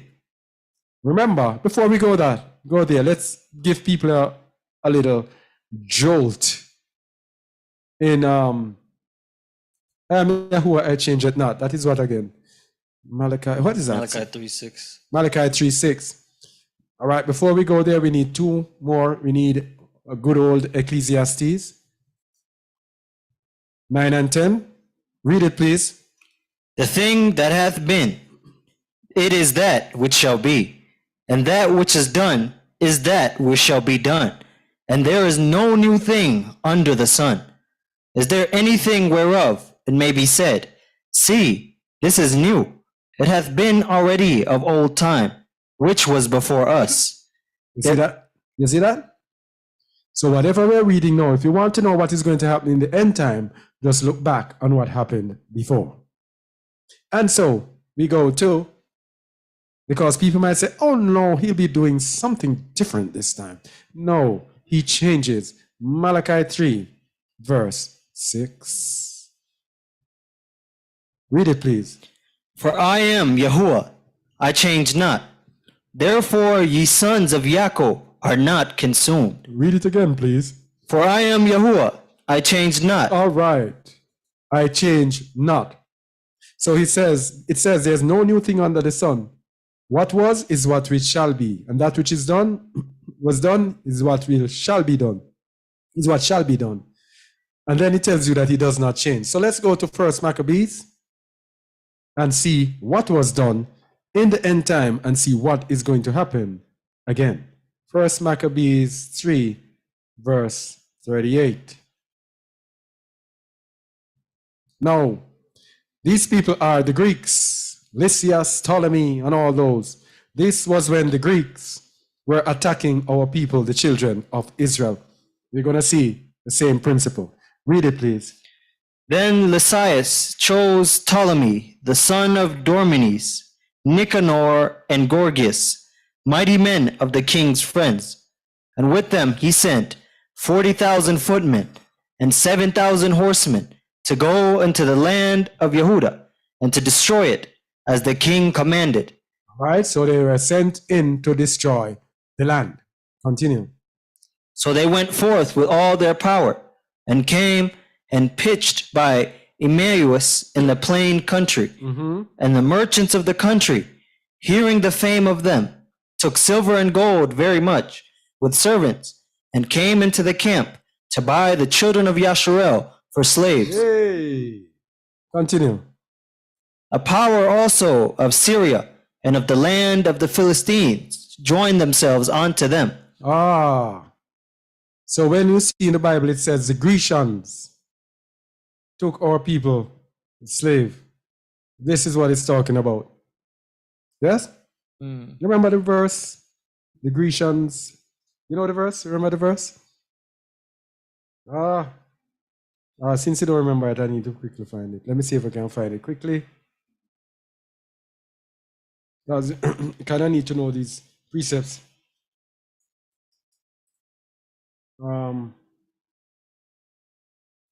Joel 3:6. Joel 3:6. Read it, please. The children also of Yehuda and the children of Jerusalem have ye sold unto the Grecians, that ye may remove them far from their border. All right. So the Greeks have something to answer to this. So this is what it's talking about. Just need to fill that in. Anyway, let's go ahead. Which verse were we at? 42. Now when Judas and his brethren saw that miseries were multiplied, and that the forces did encamp themselves in their borders, for they knew how the king had given commandment to destroy the people and utterly abolish them. You see that? Their aim is to destroy us at all times and to utterly abolish us off the face of the earth. Continue. They said one to another, let us restore the decayed fortune of our people, and let us fight for our people and the sanctuary. This is Israel now. Let us restore the decayed fortune of our people. What do you think is happening in this end time when we are called back to be gathered together? Restoration of the fortune of our people and the restoration of the sanctuary. Same thing. Let's see what happens. Let's see what happens when that happens. Verse 44. Then was the congregation gathered together. Stop. Then was the what? The congregation gathered together. That is why the Most High called us to be gathered together, people. This is the gathering. In Zephaniah 2 verse 1, he says, gather yourselves together. Oh, gather yourselves together, nation not desired.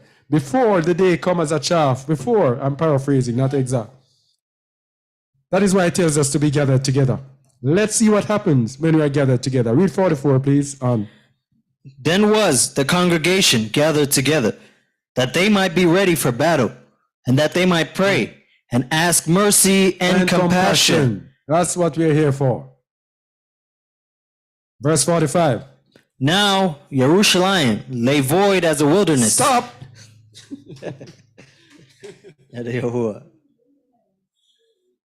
Jerusalem is supposed to lay void as a wilderness, people. And where them I go with this Jerusalem? And what them feel like? That is Jamaican. Where are they going with this Jerusalem? When we are gathered together, Jerusalem must be laid void as a wilderness. Must. Read it, please. Now Jerusalem lay void as a wilderness. There was none of her children that went in or out. Stop!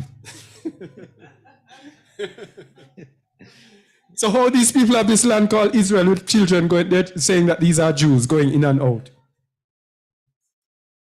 Yeah? Continue.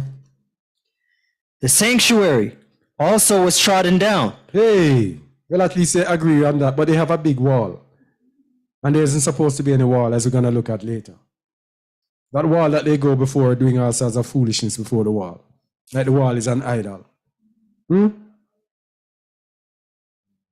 And continue. And aliens kept the stronghold. Do you know? I'm strong. Can you just walk and go over that place where Jerusalem is? No. You cannot go over there. No. What will happen if you go over there?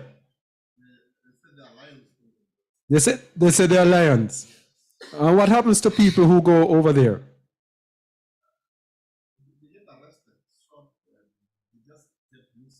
They get arrested or they get missing. Yeah? Who do you think is doing this? Edom. Remember, Namibia was under the hands of Garmania. What did we see in the book of God this year? Woe unto you, Garmania. The Germans were those who had Namibia. And do you think these people take their hold of these lands? No, they know that this is where Jerusalem is. They know, and they are not going to take their land. That is why anyone who crosses and passes through that place, you're not going to see them. Micah 2, verse 10. You better be good to take me away from this. Amakai, you better be good. You better come good, boy. Micah 2:10. Micah 2:10. Arise ye and depart, for this is not your rest, because it is polluted. It shall destroy you, even with a sore destruction. Arise ye and depart, for this is not your rest. So those children of Israel who are in Babylon, this is your cue. Amakai is sending you a message. I don't know why at this time he wants you to hear this, but it is the Ruach when we are together. So the Ruach, the Most High, wants you to know, arise and depart, this is not your rest. Because it is polluted, it shall destroy you, even with a sore destruction. That's speaking a lot to the people near the Egypt, the Jordan area. Arise and depart, for this is polluted. Continue, say it again, continue. Arise ye and depart, for this is not your rest, because it is polluted. It shall destroy you, even with a sore destruction. All right, so I know that you were over there in Jordan as well. The Most High led you to his place. Where are we going? Where were we again? First Maccabees 38. 3:45. 45. All right. And aliens kept the stronghold. Continue. And the heathen had their habitation in that place. They control the place indirectly. They have their habitation there, just like we're here in South Africa. South Africa is led by the ANC, black people ruling But we know who wields the power here. It is the heathen, the children of Edom, who still control these places, but out of the limelight, giving them the giving people the perception that they have independence. And joy? And joy was taken from Jacob. Hey! Joy was taken from Jacob. Our people do not have a land. Our people are not yet in their land. Joy is taken, and the pipe with the harp ceased. So continue, 46.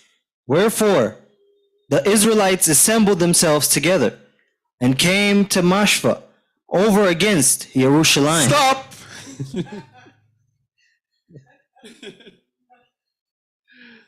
Hey, people. You people who are in Ghana, you have to know Jerusalem, Ghana, Jordan, Egypt. I know these are popular places. Egypt, Jordan, because you think you're beside that place they call Israel. Some people even Tanzania, Kenya, Uganda. The Israelites assembled themselves together and came to Mashva over against Jerusalem. You must be assembled close to Jerusalem. Now, yes, you have the right idea, those who are in Egypt and Jordan. But the Most High told us that, warned us that we must never ever go back into Egypt. That's one. But you have to also know where is Jerusalem. Are you going to believe these liars? The synagogue of Satan. And Satan is the father of lies, and he says there's no truth in him. Are you going to believe that he told you a truth, that that place is really Jerusalem?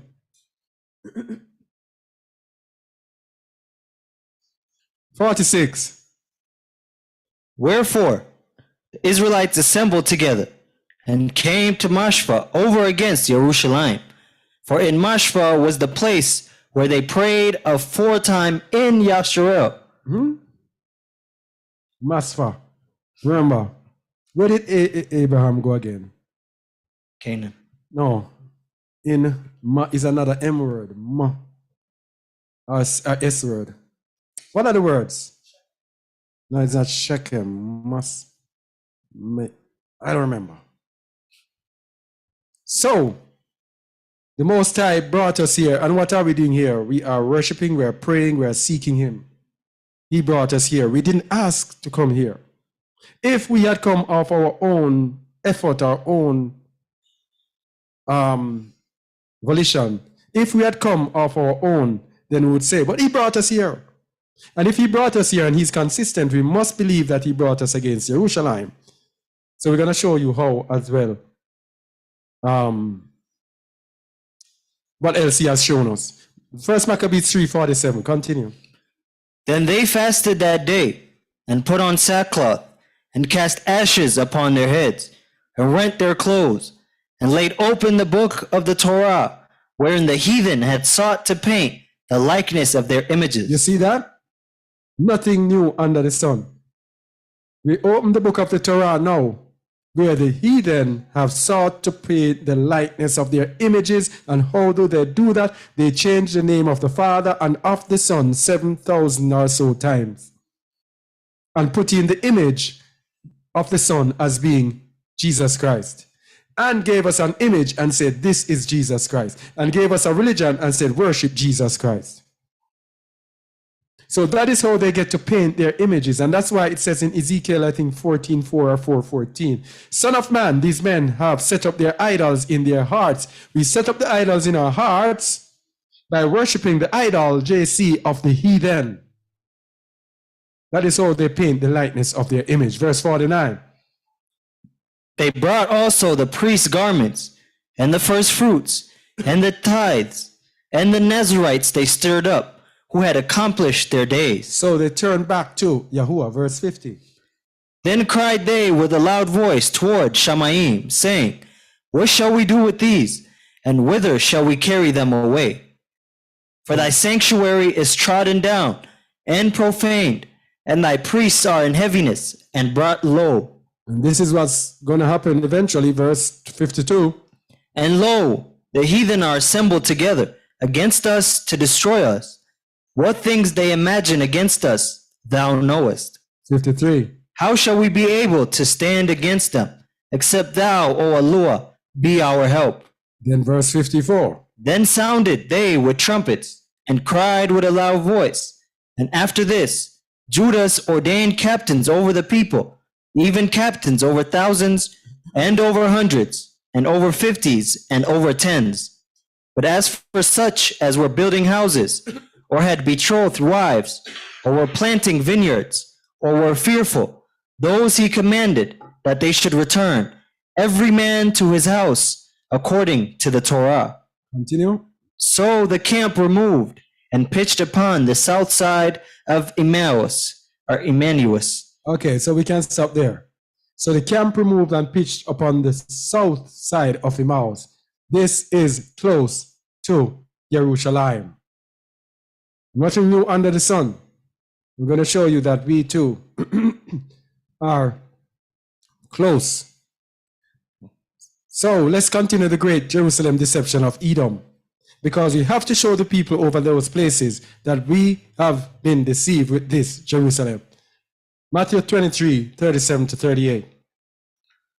O Jerusalem, Jerusalem, thou that killest the prophets, and stonest them which are sent unto thee, how often would I have gathered thy children together, even as a hen gathereth her chickens under her wings, and you would not. Behold, your house is left unto you desolate. Two things here. Jerusalem is left desolate, and when it's time to gather together, the children of Jerusalem will be gathered together near to Jerusalem. So, as I said before, wherever the true Jerusalem is, will determine our gathering place. Wherever Jerusalem actually is, will determine our gathering place. So the onus on us is to do what? To seek out Jerusalem, the true Jerusalem. In Ezra 10, verse 7, again, speaking about the gathering together of his people,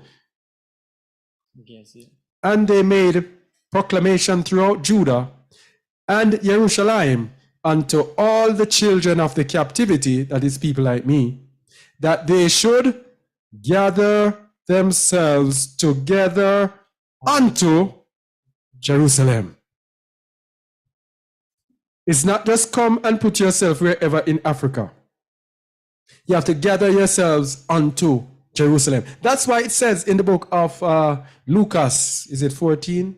I never can remember it, or 17, where it says, wherever the body is, there will the eagles be gathered. Luke 17. It is the same principle they use. Wherever Jerusalem is, that is where the Most High is gathering his people. Yes? Wherever Jerusalem is, that is where he will be gathering his people. So when it is time to make a covenant with the Most High, we must be close to Jerusalem. Let me say it again. When it's time to make a covenant with Yahuwah, we must be close to Jerusalem. Let's go Deuteronomy 29, verse 1, because we are now, Deuteronomy 29, 1, tells us how the Most High operates. Remember, it doesn't change. And when he gave the law covenant, he gave the law, he made a covenant with them in Horeb, and then he made another covenant with them in Moab. Read it, please. These are the words of the covenant which Yahuwah commanded Moses to make with the children of Yasharel in the land of Moab, beside the covenant which he made with them in Horeb. So Moab, the land of Moab, this was where they, right on the border with Israel, when he was about to enter into the land of Israel, that is where he made this covenant. Let's go to Jeremiah 31, 34, and we're going to see the type of covenant that will be made. Jeremiah 31, 31 to 34.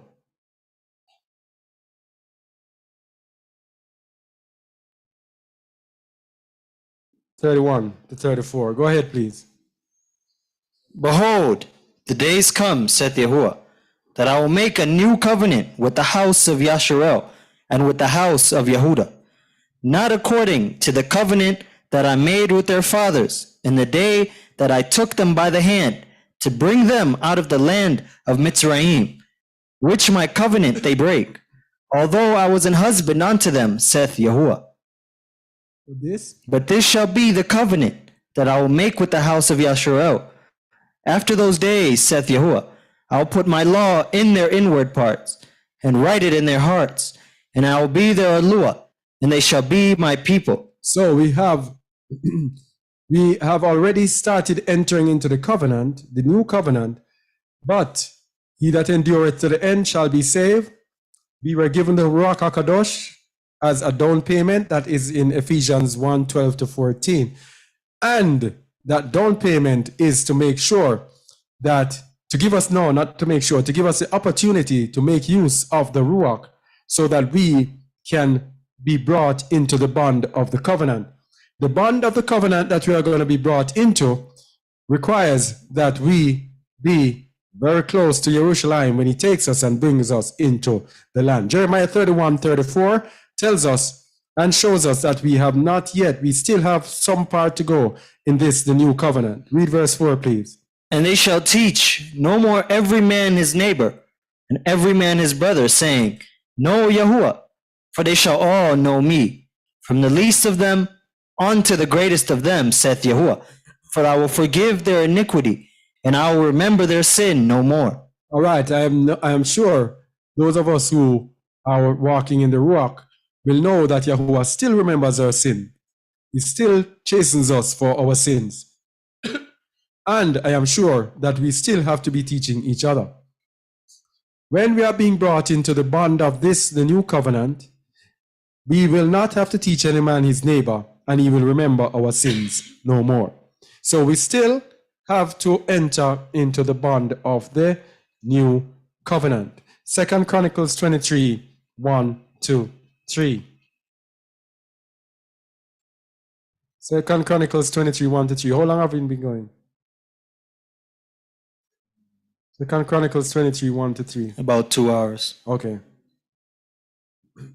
And in the 7th year, Jehoiada strengthened himself, and took the captains of hundreds, Azariah the son of Jeroham, and Ishmael the son of Jehohanan, and Azariah the son of Obed, and Maaseiah the son of Adiah, and Elishaphat the son of Zechari, into covenant with him. So when we are being brought into the bond of covenant, let's see what will happen. Verse 2. And they went about in Yehuda, and gathered the Levites out of all the cities of Yehuda, and the chiefs of the fathers of Yasharel, and they came to Jerusalem. You see it? Anybody see that? They went about and gathered. Out of all the cities of Yehuda. It doesn't change. When he gathers us, he's going to gather us into the land, close to Jerusalem. And then he's going to bring us to Jerusalem. That is why they don't want us to know where Jerusalem is. People, we have been talking about Yasharal. We've never been focusing on Jerusalem. This is the trick. This is why they deceive us, getting us to focus on anything except Jerusalem. And what happened in verse 3? And all the congregation made a covenant with the king in the house of Eluah. And he said unto them, Behold, the king's son shall reign, as Yahuwah hath said of the sons of David. This is the similitude of when Hamashiach comes. We are going to be in Judah, as I believe we are now. And he will make a covenant with us. That's when we'll be brought into the bond of the covenant. And the king's son shall reign. Who is the king's son who will reign in this time? Yahushua HaMashiach. All right, argument done. As they say. Isaiah 66, 20 to 21.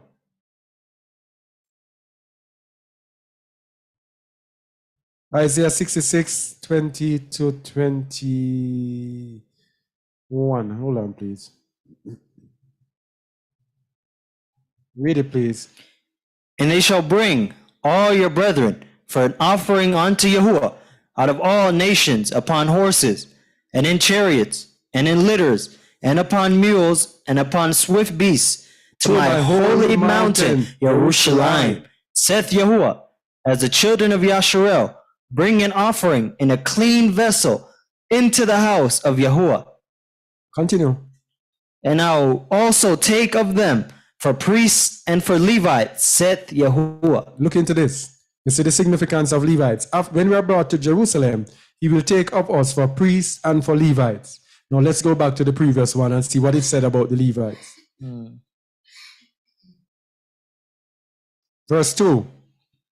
And they went about in Yehuda and gathered the Levites out of all the cities of Yehuda and the chief of the fathers of Yasharel, and they came to Jerusalem. That means our people will be gathered in the nation, gathered close to Jerusalem, and then brought in.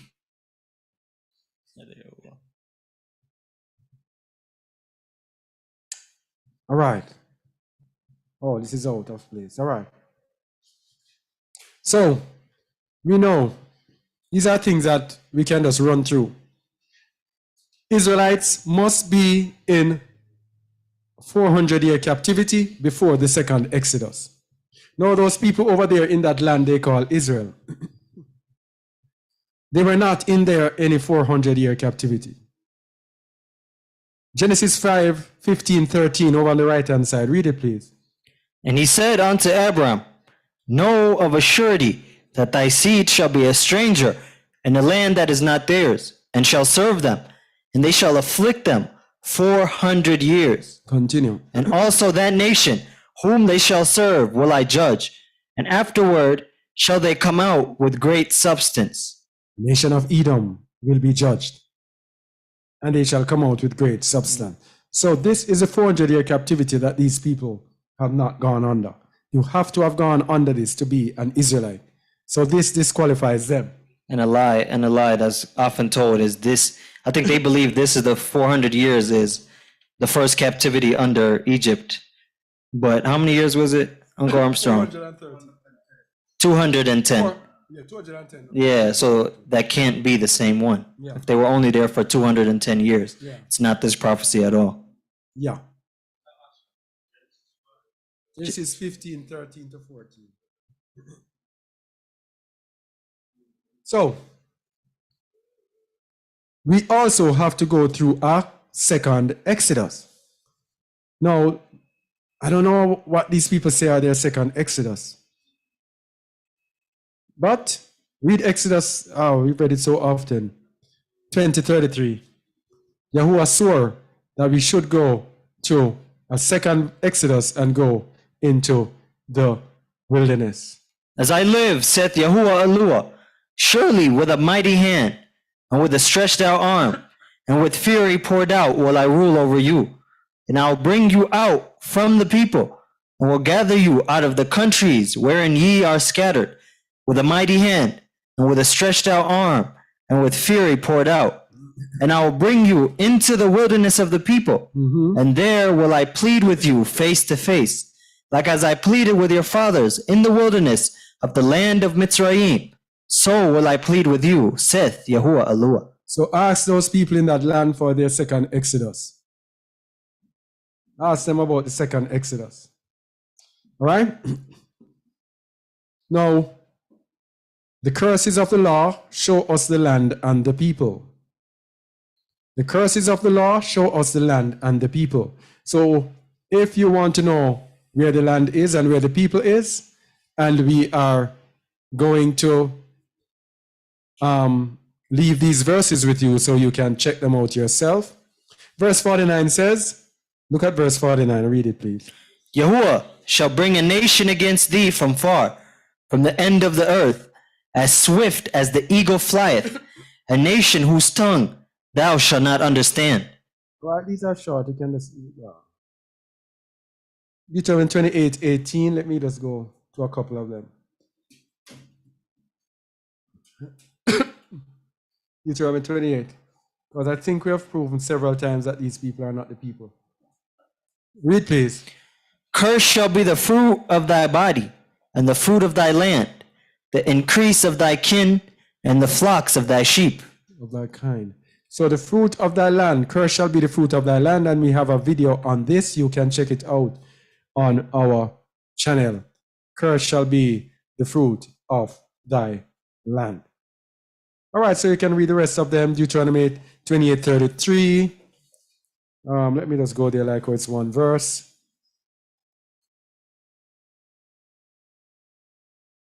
Read it, please. The fruit of thy land, and all thy labors, shall a nation which thou knowest not eat up, and thou shalt be only oppressed and crushed always. So are these people who say they are Israelites or Jews, are they oppressed and crushed always? Are people gone into their land and eaten up everything that they have? Nope. No. Just giving you a little sketch. These people are rich people. And they were expelled. You know what they do? They use and tell you, oh, people have hated us and have expelled us from their land. The reason they hate them and expel them from their land is because they come into the people's nations and become rich and prosperous. That is why they were persecuted. That is why in Germany they were persecuted by Hitler. Because it was nationalism was the thing. And the Germans did not have the monetary power. The Jews had it. So people do not match up to the curses. They should be poor and afflicted and eaten up and full of disease and full of this and that. That is not so, people. These are liars. So you can go to Deuteronomy 28:43-49, 49-57, and Deuteronomy 28:68. All right? So here's another thing that we need to show now. These curses that are in the law will be evident forever. Forever. Deuteronomy 28:45. Moreover, all these curses shall come upon thee, and shall pursue thee, and overtake thee till thou be destroyed, because thou hearkenest not unto the voice of Yahuwah thy Elohim, to keep his commandments and his statutes, which he commanded thee. And they shall be upon thee for a sign and for a wonder, and upon thy seed forever. Huh? These people are rich and prosperous. Most billionaires in America, I think, are Jews. Huh? It shall be upon thee for a sign and for a wonder, and upon thy seed forever. So these Jews today do not show these signs. Why then are we believing them? Because if they do not show these signs, then it means that they are not of Yahuwah. And if they are not of Yahuwah, they are of their father, the devil. All right. And the father is the father of lies. And he's a liar from the beginning, and there is no truth in him. All right. Believing them that theirs is the land goes against the Torah, and therefore means we are believing man above the words of Yahuwah. Jeremiah 17:5. Cursed is the man that trusteth in man, and makes flesh his arm, and whose heart departed from Yahuwah. All right. Now, to disqualify, remember we said you need to be close to the land. So to disqualify some of the land, no, this does not disqualify that land called Israel, because it is also of mixed blend of cold and heat. Let's go to the book of Jubilees 8, verse 29-30. Read it, please. This is the land which came forth for Japheth and his sons as the portion of his inheritance, which he should possess for himself and his sons, for their generations forever, 5 great islands, and a great land in the north. But it is cold, and the land of Ham is hot, and the land of Shem is neither hot nor cold, but it is of blended cold and heat. There you go. If you're in Ghana, Tanzania, Uganda, those places are near the equator. You're not near the land. The land has to be a place of blended cold and heat. like South Africa. Blended cold and heat. I'm here this summer and I'm saying, what kind of a summer is this? You wake up in the morning, it's cold, and all of a sudden it gets hot. And all of a sudden, it just gets cold. Like blended cold and heat. Of course, I think that place, I said Yahuwah chose Israel well because that place, I think it also has these attributes as well. Yeah? So nobody can say it is not the place of this. But what I'm saying is that the other places that people are looking to flee to, you have to be near the place that has blended cold and heat. But this shows for a fact that you have to be seeking with all your heart. Or else if you go to these limitations, you're going to be fooled. Because like you said, it's very similar to that place that they call Israel. Yes. So if you're not diligently seeking with the Ruach, Yes. eyes open to truth, you're going to miss it. Yes. All right, so we're just gonna show you just some about 10 different things. How do you know the true land of Israel today? It is a land mixed of heat and cold, as we just saw. Jerusalem has to be in this place. Israel has to be in this place. It has to be a land of briars and thorns, as this land is. It must be under the curses of the law, as this land and these people are. Jerusalem must be desolate, as Jerusalem is up the road. Yeah? Jerusalem must be desolate. Jerusalem must be desolate. There cannot be a city, bustling city, the heart of economic activity of one of the most powerful nations in the world. Cannot. It must be desolate. So if you're Jerusalem people who are going to Jordan and Egypt and those places, if your Jerusalem is not now desolate, then you have a problem. Must be desolate. Number 5, Israel must be in captivity before all 12 tribes return to the land. And you can find this in 2nd Ezra 13 and other places. It is not going to be Judah and Benjamin and Levi, as they call it, who are going to be in the land and wait on the rest of the 12 tribes. It's going to be everybody gathered together.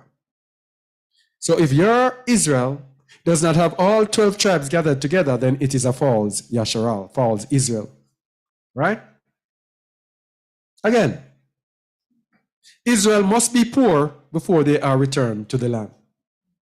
Israel must be poor before returned to the land.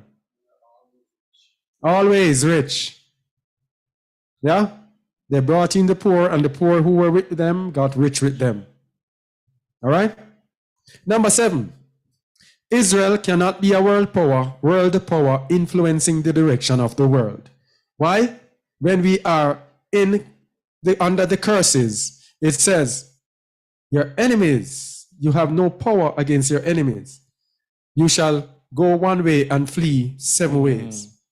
Israel today has nuclear weapons. It was said once that they have the greatest air force in the world. Hey, 1967, the 7 Days War. Imagine, they whooped Egypt, was it? Syria, Jordan, and who else? Lebanon, I think. All the 4 nations, bigger and more powerful than them. In 7 days. When at the time it is said, and this is a strong delusion that the Most High gives, they do that and they say, oh, it's the power of the Most High in us. No, it's a strong delusion. Why? Israel is supposed to be powerless again. Let me go and look at it, because people might think, who might not know the scriptures, might think that we are joking. So let's go and see if we can find it. Let me see.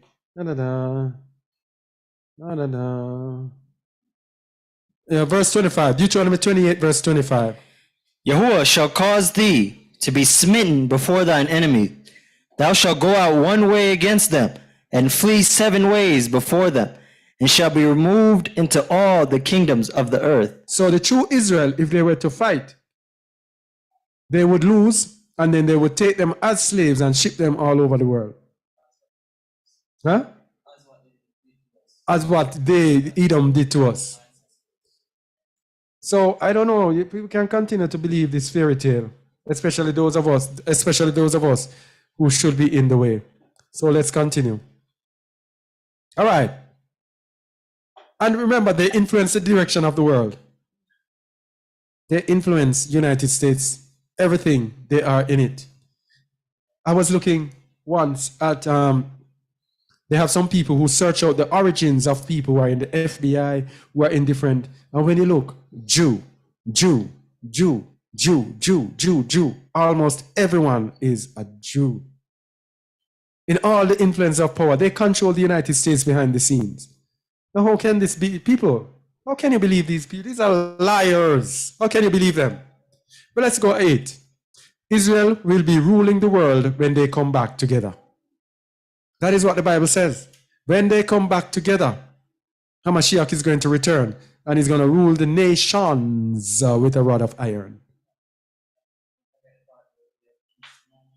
Thank you very much. I missed that one out. Good going, Amikai. It says, they shall eat and lie down, and none shall make them afraid. And what does it say about Jerusalem? Jerusalem shall be inhabited without walls. No, they have a big wall around Jerusalem. Come on, people, wake up. The Iron Dome missile defense system. Missiles coming over, but they are able to defend themselves. If we were to set up a nation together as a people, look at our nation where our people are. No powerful air force. The worst armies in the world are where our people are. The worst. I think probably South Africa might be the best. Probably. And because Edom is ruling behind the scenes, and Edom uses them as puppet to protect them in case anything turns against them, Edom. All right, number 9. All right, Hamashiach will be ruling Yasharal when they come back together. We said that. Number 10, there should be no temple wall still standing, because Hamashiach said, you see these stones? There shall not be one left upon another. And they have a wall that says is a temple wall. So many things, people. All these disqualify the land called Israel today. This shows they are liars. As what is his name says? What is his name? That man there, that pastor there. Gina Jennings. You're a liar. They're liars. And if so, who is their father? John 8:4. Satan. They are the synagogue of Satan. Now they have changed maps, the names of places, rivers and seas. They have lied about who they are. Why then are we believing these people over the word of the Most High? So we're speaking about Jerusalem in Namibia. Jerusalem in Namibia. For all those people, remember we just showed you have to be close to Jerusalem. You have to be close. The gathering place is close to Jerusalem. Now, Namibia. And we've looked at this slide before. Can you read it, please? Namibia is a country on the southwest coast of Africa. It is one of the driest and most sparsely populated countries on earth. The Namib Desert in the west and the Kalahari Desert in the east are separated by the Central Plateau. Now let's say something about Namibia now. Namibia. No, let's not say it as it. Read the rest of it, please. Namibia is divided from west to east into 3 main topographic zones: the coastal Namib Desert, the Central Plateau, and the Kalahari. The Namib is partly rocky and partly in the central stretch dunes. While having complex flora and fauna, it is a fragile and sparsely covered environment, unsuitable for pastoral or agricultural activities. What did Most High say? Jerusalem, Yahuda, the cities of Yahuda shall be desolate. This is the desolate land. This is where Jerusalem is, believe it or not, meaning of Namibia. It's even in the name of Namibia. Now, Namibia means desert land of Yah. Anytime you see Yah ending, it means of Yah. So, Yah means Yah. See Nehemiah 10:22, and where it speaks about Pelatia, Hanana, and Anaya. Now, if you look at the meaning of Anaya, you'll see it is Anayah. Anaya, Yah. So, Namibia, so Ananiah means Yah has answered. No. That's a nice name. Ananiah. Nice name. Anyway, that's why the Most High said this. Read Deuteronomy 32, verse 10. Read it, please, and see the similitude of the first Exodus with this Namibia that we just described. He found him in a desert land. You know what? In a desert land. And continue. And in the waste, howling wilderness. He led him about. He instructed him. He kept him as the apple of his eye. Don't think that we're going to go into that place and the place is going to have a city and then the Most High is going to destroy the city and then we go in there. No. The place is going to be desolate from day one because it was destroyed. All right, so let's show the scripture that says Jerusalem must be desolate and without an inhabitant. Jeremiah 9:9-11. Shall I not visit them for these things, saith Yahuwah? Shall not my soul be avenged on such a nation as this? For the mountains will I take up a weeping and wailing, and for the habitations of the wilderness a lamentation, because they are burned up, so that none can pass through them. Hey. You see, the land, Jerusalem, has to be burned up so none shall pass through them. Now, when you look at the satellite map, I'm going to show a satellite map of Jerusalem. You see something that is burnt up. You see a sketch, an image of a place that is burnt up. And it says, so that none can pass through them. Armstrong just told us that they won't allow anyone to go through. All of these things matching up with prophecy. And that place over there does not match prophecy. Continue. Neither can men hear the voice of cattle. Both the fowl of heavens and the beast are fled. They are gone. Nothing will be there. Nothing. Not a city. Nothing. Nada. Why say nothing in Swano? Yeah? Sipe. Go ahead. And I will make Jerusalem heaps and a den of dragons, and I will make the cities of Yehuda desolate, without an inhabitant. So you're telling me about this place now, this place called Israel? I think over 1 million people in that city. Yeah? Without an inhabitant. Jerusalem in the end time must not have anyone living there. None. Anyway. Jerusalem is in Namibia. I can say that with all confidence. And the Most High knows that I am not lying. Yes? Jerusalem is in Namibia. Namibia. Another meaning of a word from No way. Let me exercise. From Kokoi, Namib, which means a vast wasteland. Oh, Koi. Oh, so Koi. Vast wasteland. Jerusalem must be a vast wasteland. From Namib, from Hayom, Koi, Namib, desert. It must be a desert. The Most High prophesied that Jerusalem will be a desert. Namib, a desert on the far southwestern coast of Africa, predominantly in Namibia. So the name Namibia tells a story. Jerusalem must be desolate. They have changed maps. Don't come and ask me, how come the map says this? They have changed maps. They have changed the names of places. They have changed the names of rivers. They have changed the names of seas. Cover the faces of the judges so that we see a different Jerusalem and we gather ourselves in the wrong place. They have lied about who they are. They have lied about who we are.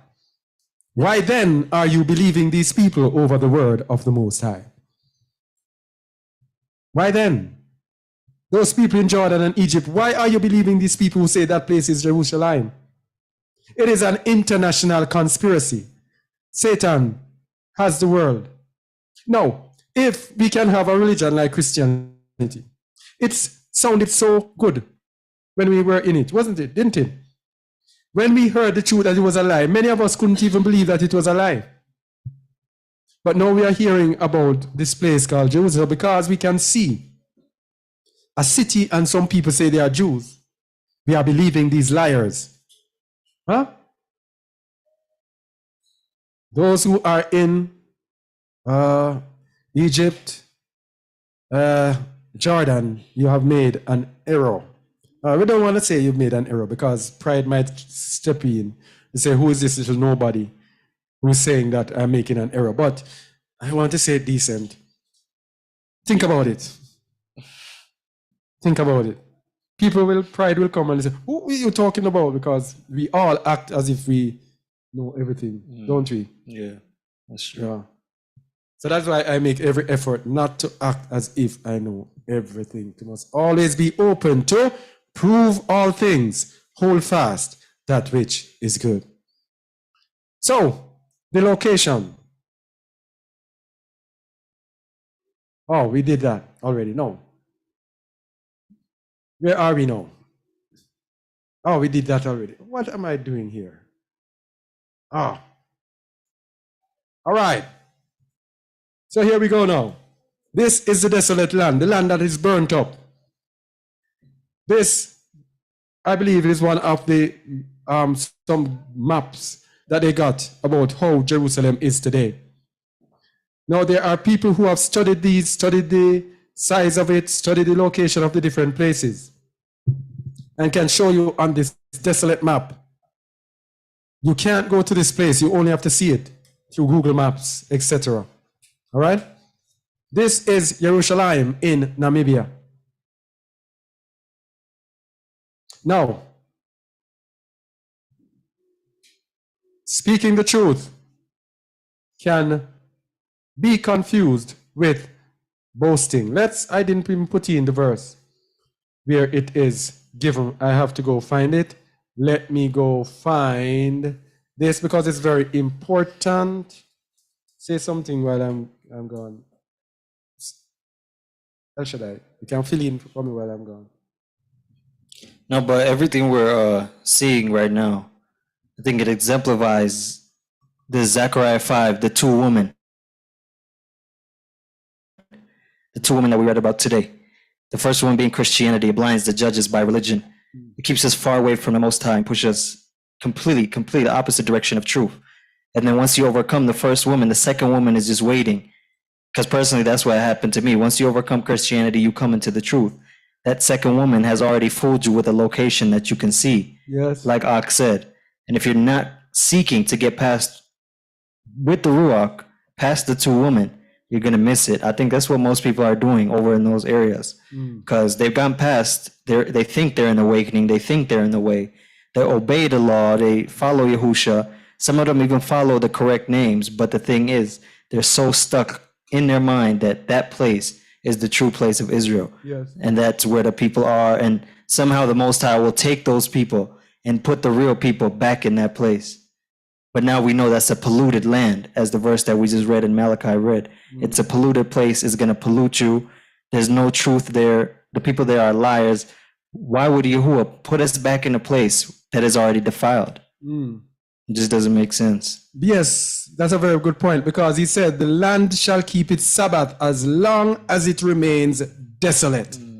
So the land is keeping its Sabbath cleansed, waiting for us to enter. Let me go to that verse, because it's very important, as I just said.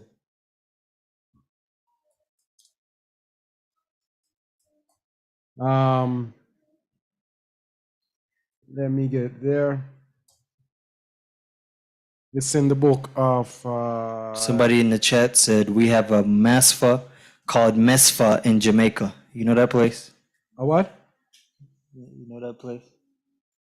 Somebody said we have a masfa, but it's spelled M-E instead of M-A in Jamaica. That's what they said in the chat. Okay, I don't know. I remember. Misfa. Mitzvah, yeah. It's Leviticus 26:43. Leviticus 26:43. Hold on. Huh? All right, Leviticus 26:43. This is what you were saying. The land also shall be left of them, and shall enjoy her Shabbats, while she lieth desolate without them. Stop. As long as we are not gathered in the land shall remain desolate and will enjoy her Sabbaths. This is what will be cleansing the land. He's not going to bring us back into a land that is polluted with Edomites. No. The land must, and read an entire verse, please.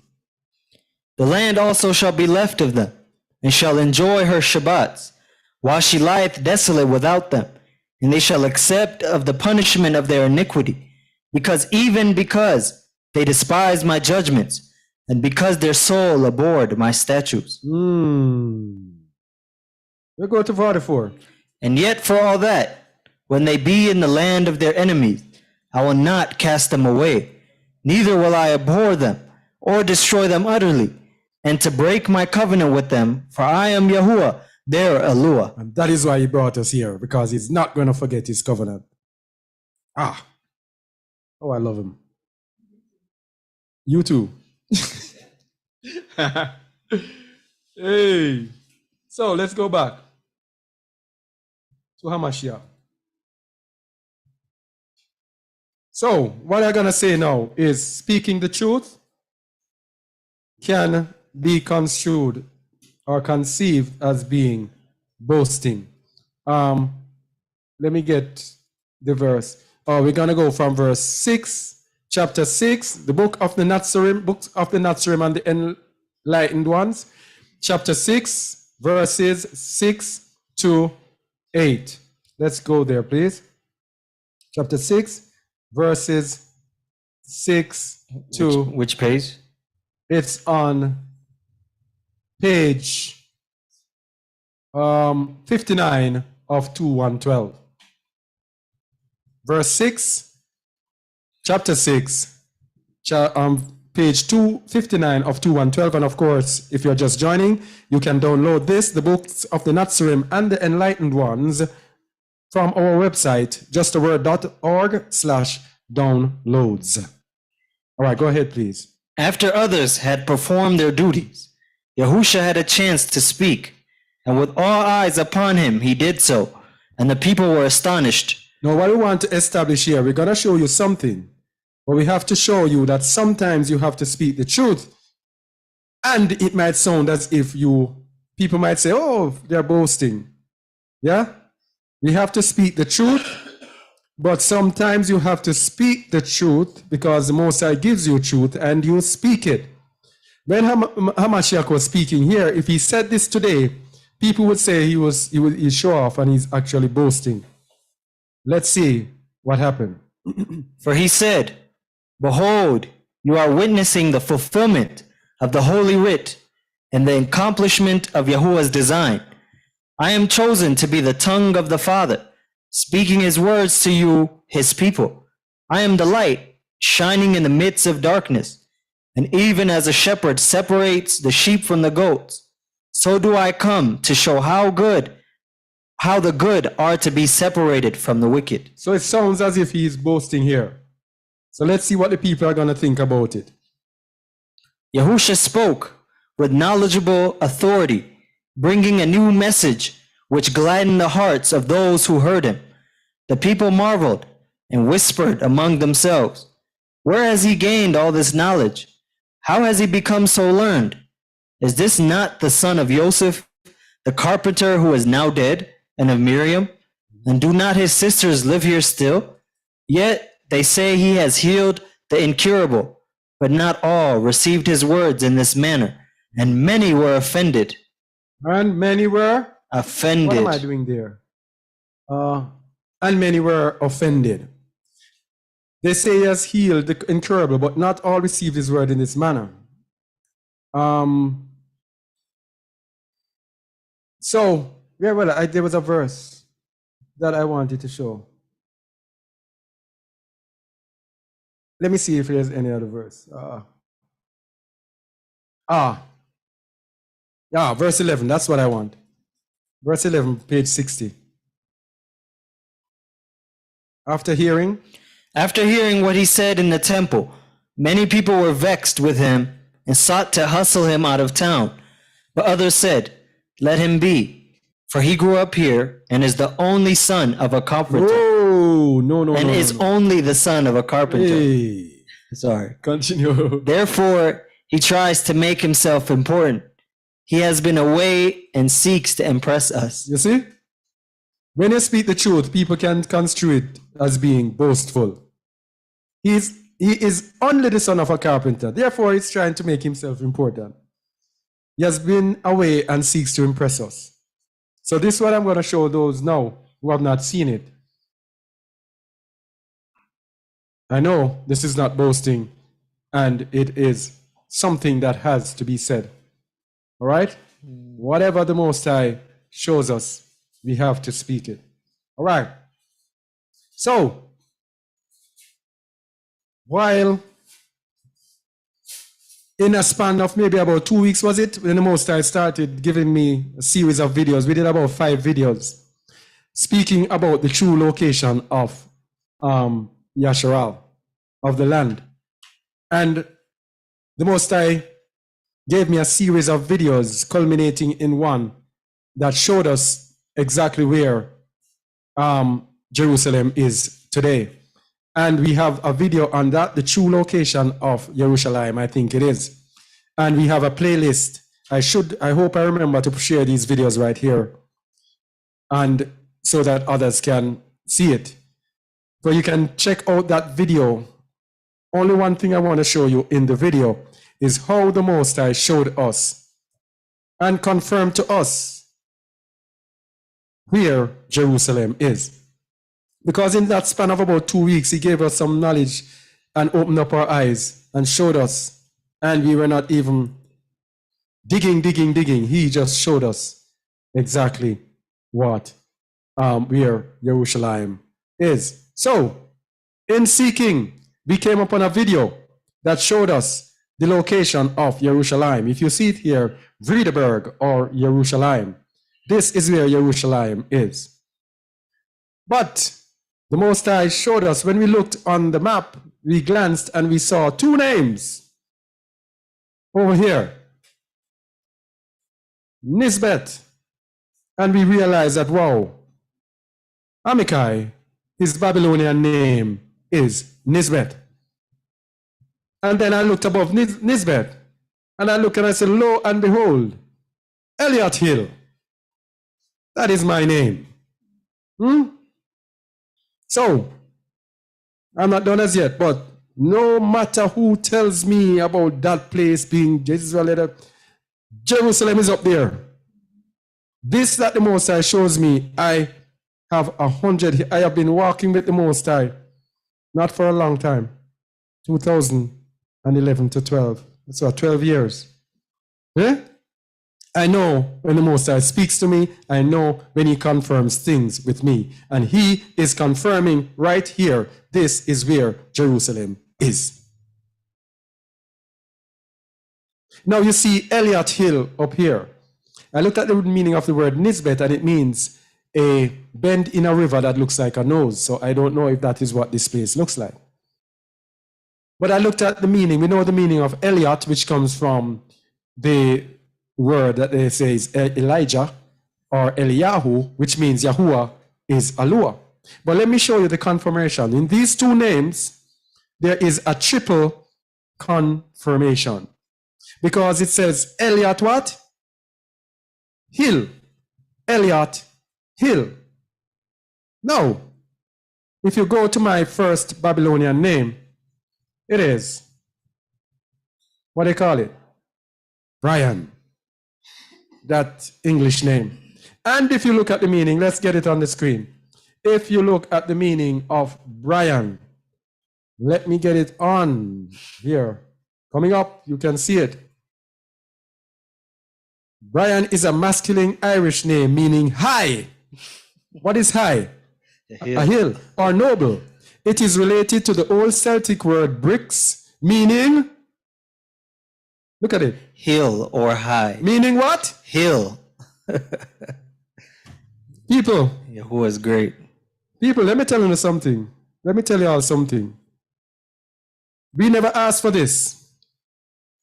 And we are not exalting ourselves. And we cannot believe that the Most High is putting our names there. But what I'm trying to tell you that this teaching today is based not only on scripture, but also on signs matching up to the scripture. Yes? Elliot Hill means Elliot Brian. That is my name. Who gave me my name? My mother. How would I know? How much years after I was born? The Most High would put it right opposite to the spot where Jerusalem is. So this means that we who are nobodies have been chosen, whether people like to believe it or not, and whether we like to believe it or not. Because I can tell you personally, I've been very shy with this thing, and I've gotten a whole lot of whipping from the Most High, because I have been hesitant to take the lead when he called me to do his work. So, Amika, you know, you have to step up. Yeah? Yeah? Yeah. Yahuwah beats hot. Yeah? When it's time to move and you don't move, you want to play rough. So, what are we saying here? Jerusalem is in Namibia. We're not even asking the question anything. Yeah? Jerusalem is up the road from where we are. Just as we have gone with scripture, everything in scripture, we match up with it. He brought us here and put us right next to Jerusalem. Now, what are we doing here? We just want you to know. We are not calling people to come anywhere with us, because we have learned from our mistakes with that. We have a core group here, and it seems that everyone who comes among us, problems. So we're not calling people, we are showing you where the land is. This is the land, whether you believe it or not. Those people who are in Ghana, Tanzania, Kenya, Uganda, Jordan, Egypt, this is where you need to be. Okay? This is where you need to be. And I've spoken and I'm done. No argument with anyone. The Most High has confirmed it. I don't have to argue it. We are trying to help you. Who hath an ear to hear? Let him hear. All right. All praises to the Most High. Yada Yahuwah. So this is what we have to present to you today. And hope it helps you. All right? Anything you have to say before we go? You can't have something. We can. I think there's a couple questions in the chat. Yeah.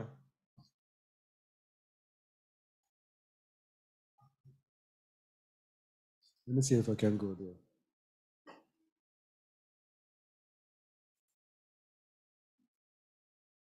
When you were showing the map, I think Melchior asked, is it by the Orange River in Namibia? Off the Zoom. But I don't know. I only take what I'm given, Malkiel. And remember, they changed the names. So when I got those evidence and I looked around, I didn't say any more evidence. I just took it at that.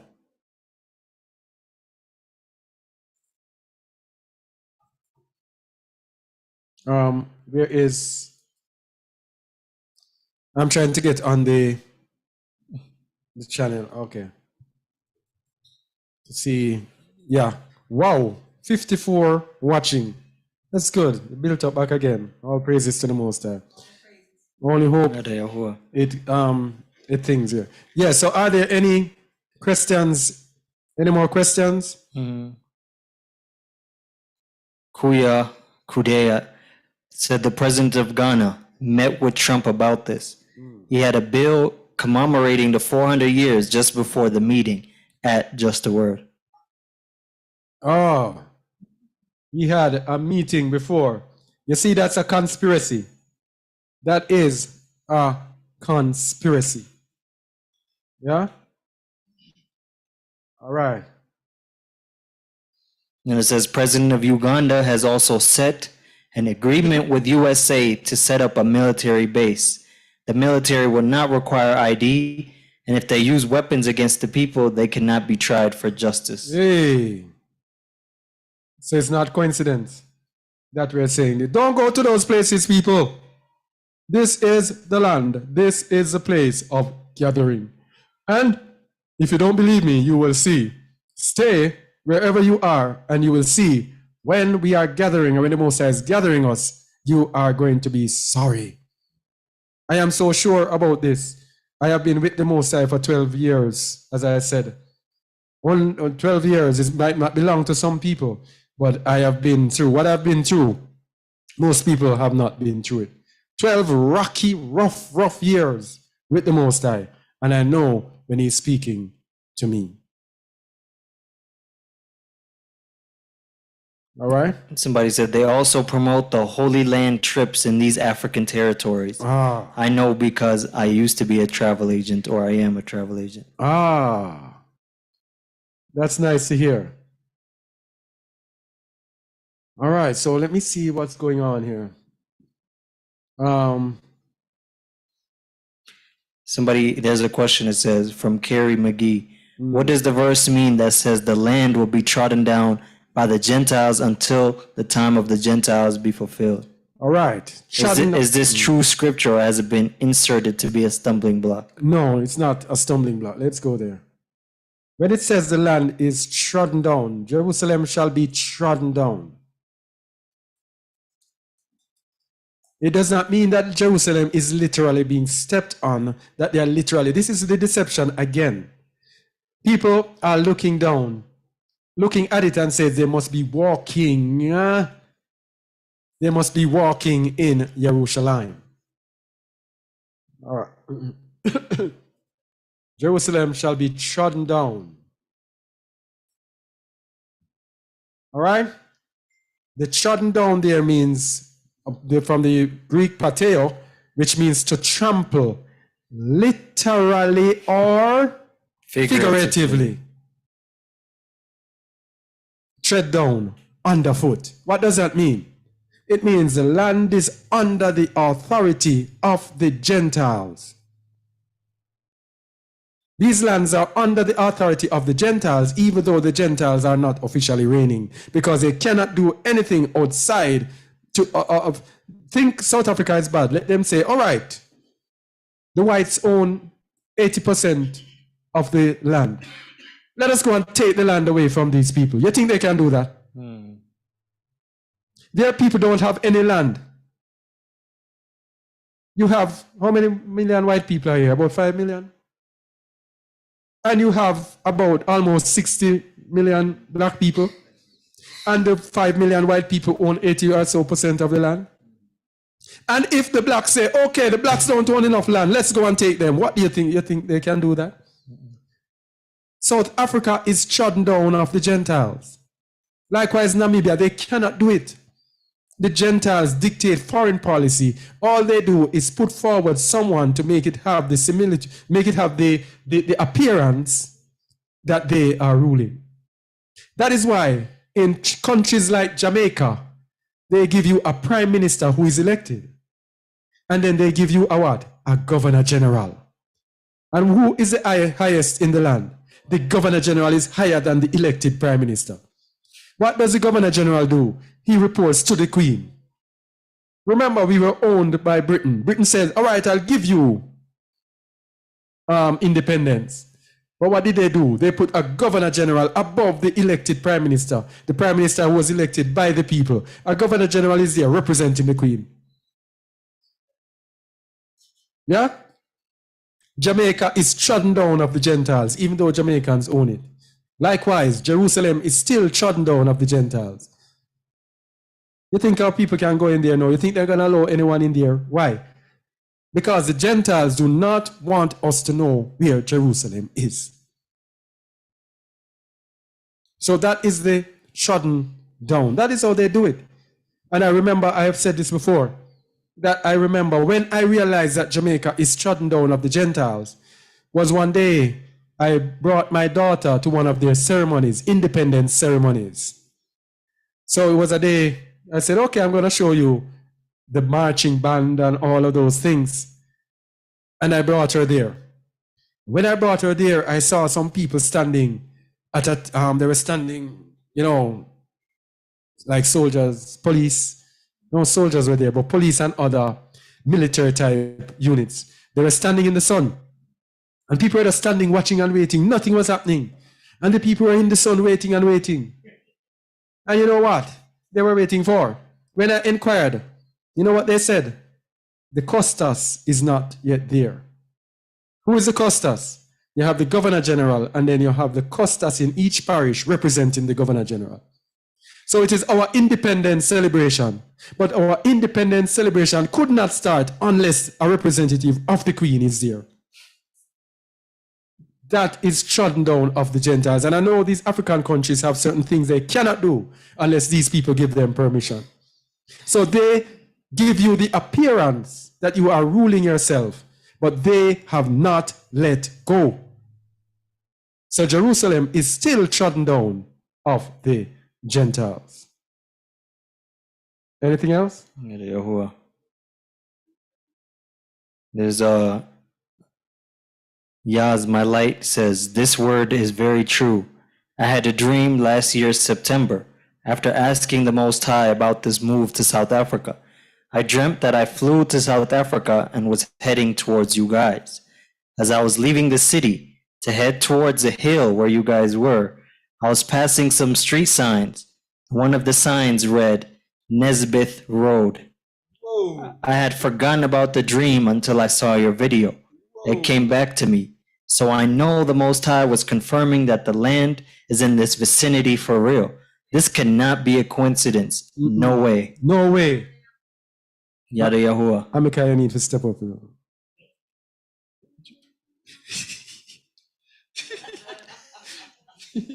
You name a ring out.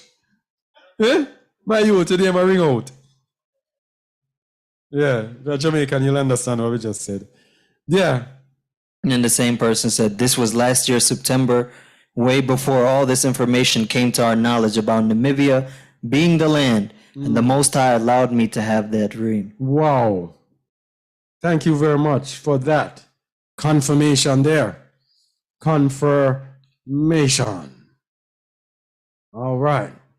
What else is there? Nomsa Malamula said, good evening. I'm happy Yahuwah has connected me and my family with just a word. We're in South Africa and we would like to come where you are. Please kindly assist. Thank you for today's teaching.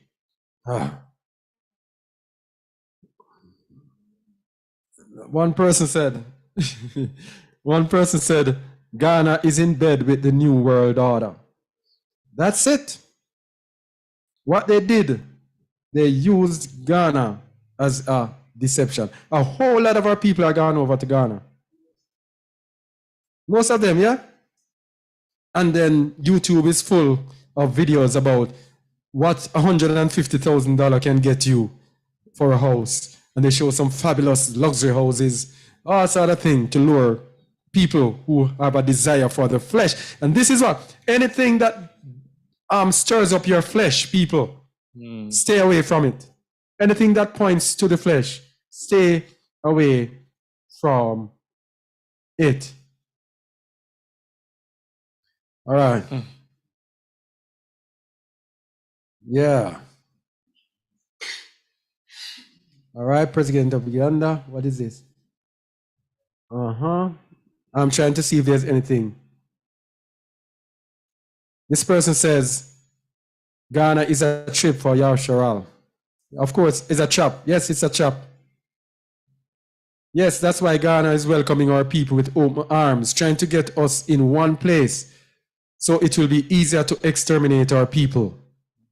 All right. Mayim Yasharel said, so you all are not permitting others to join you where you are? If so, one should flee to SA to be close to the gathering? Is this correct? No, we are not saying that we are not allowing people. If the Most High sends people, we cannot keep them out. But what we are saying, let me tell you what we are saying. You see, if you come here, you see this is not out in the world. We're in a different place. We're in a different zone. We are actually living the Bible. If we tell people what's happening here with us, you would never believe. You see, if you don't come here and your heart is not right, if you come here and your heart is not right, Moses is going to kick you out. He says, I will purge out from among you the rebels. We have not had to send anyone away. The Most High takes people away. And it is obvious when we see them, their hearts are not right. We just know and wait until it's a matter of time. What am I saying here? If you do not come with a changed heart and with a heart for further change, do not come, because you are going to be kicked. You are going to be purged. So we have learned to not call on a crowd on ourselves, but allow whomever the Most High calls. Then we cannot close the door. But we were warning you. Anyone listening to this, we are warning you. This is not the world. This is not church. This is the wilderness of the people. If you are not willing to give up everything in life to serve the Most High, do not come, because he's going to purge you out. Acts 5:13-14. Whoa. Whoa, these people are spitting scripture. Let's go. Hey, let's go with scripture. Let me get there. What is that? What the Acts what? Acts 5:13-14. Acts 5:13-14. Acts 5:13-14. Read, please. And of the rest, there is no man joined himself to them, but the people magnified them, and believers were the more added to Yahuwah, multitudes both of men and women. So of the rest, there's no man join himself to them, but it was Yahuwah who adds to them. So what does it mean? Because of the power of the Most High, that you over there cannot see, but we can see it. That's why I advise you, if you are not sold out, do not come. Because the power of the Most High, he's going to weed out the rebels and those who transgress against him, and those who are lacking in Emunah, and those who love Babylon, and love materialism, and love everything that is not of Yahuwah, anything that is not of Yahuwah. Okay? Next with George. What was it, that one, George?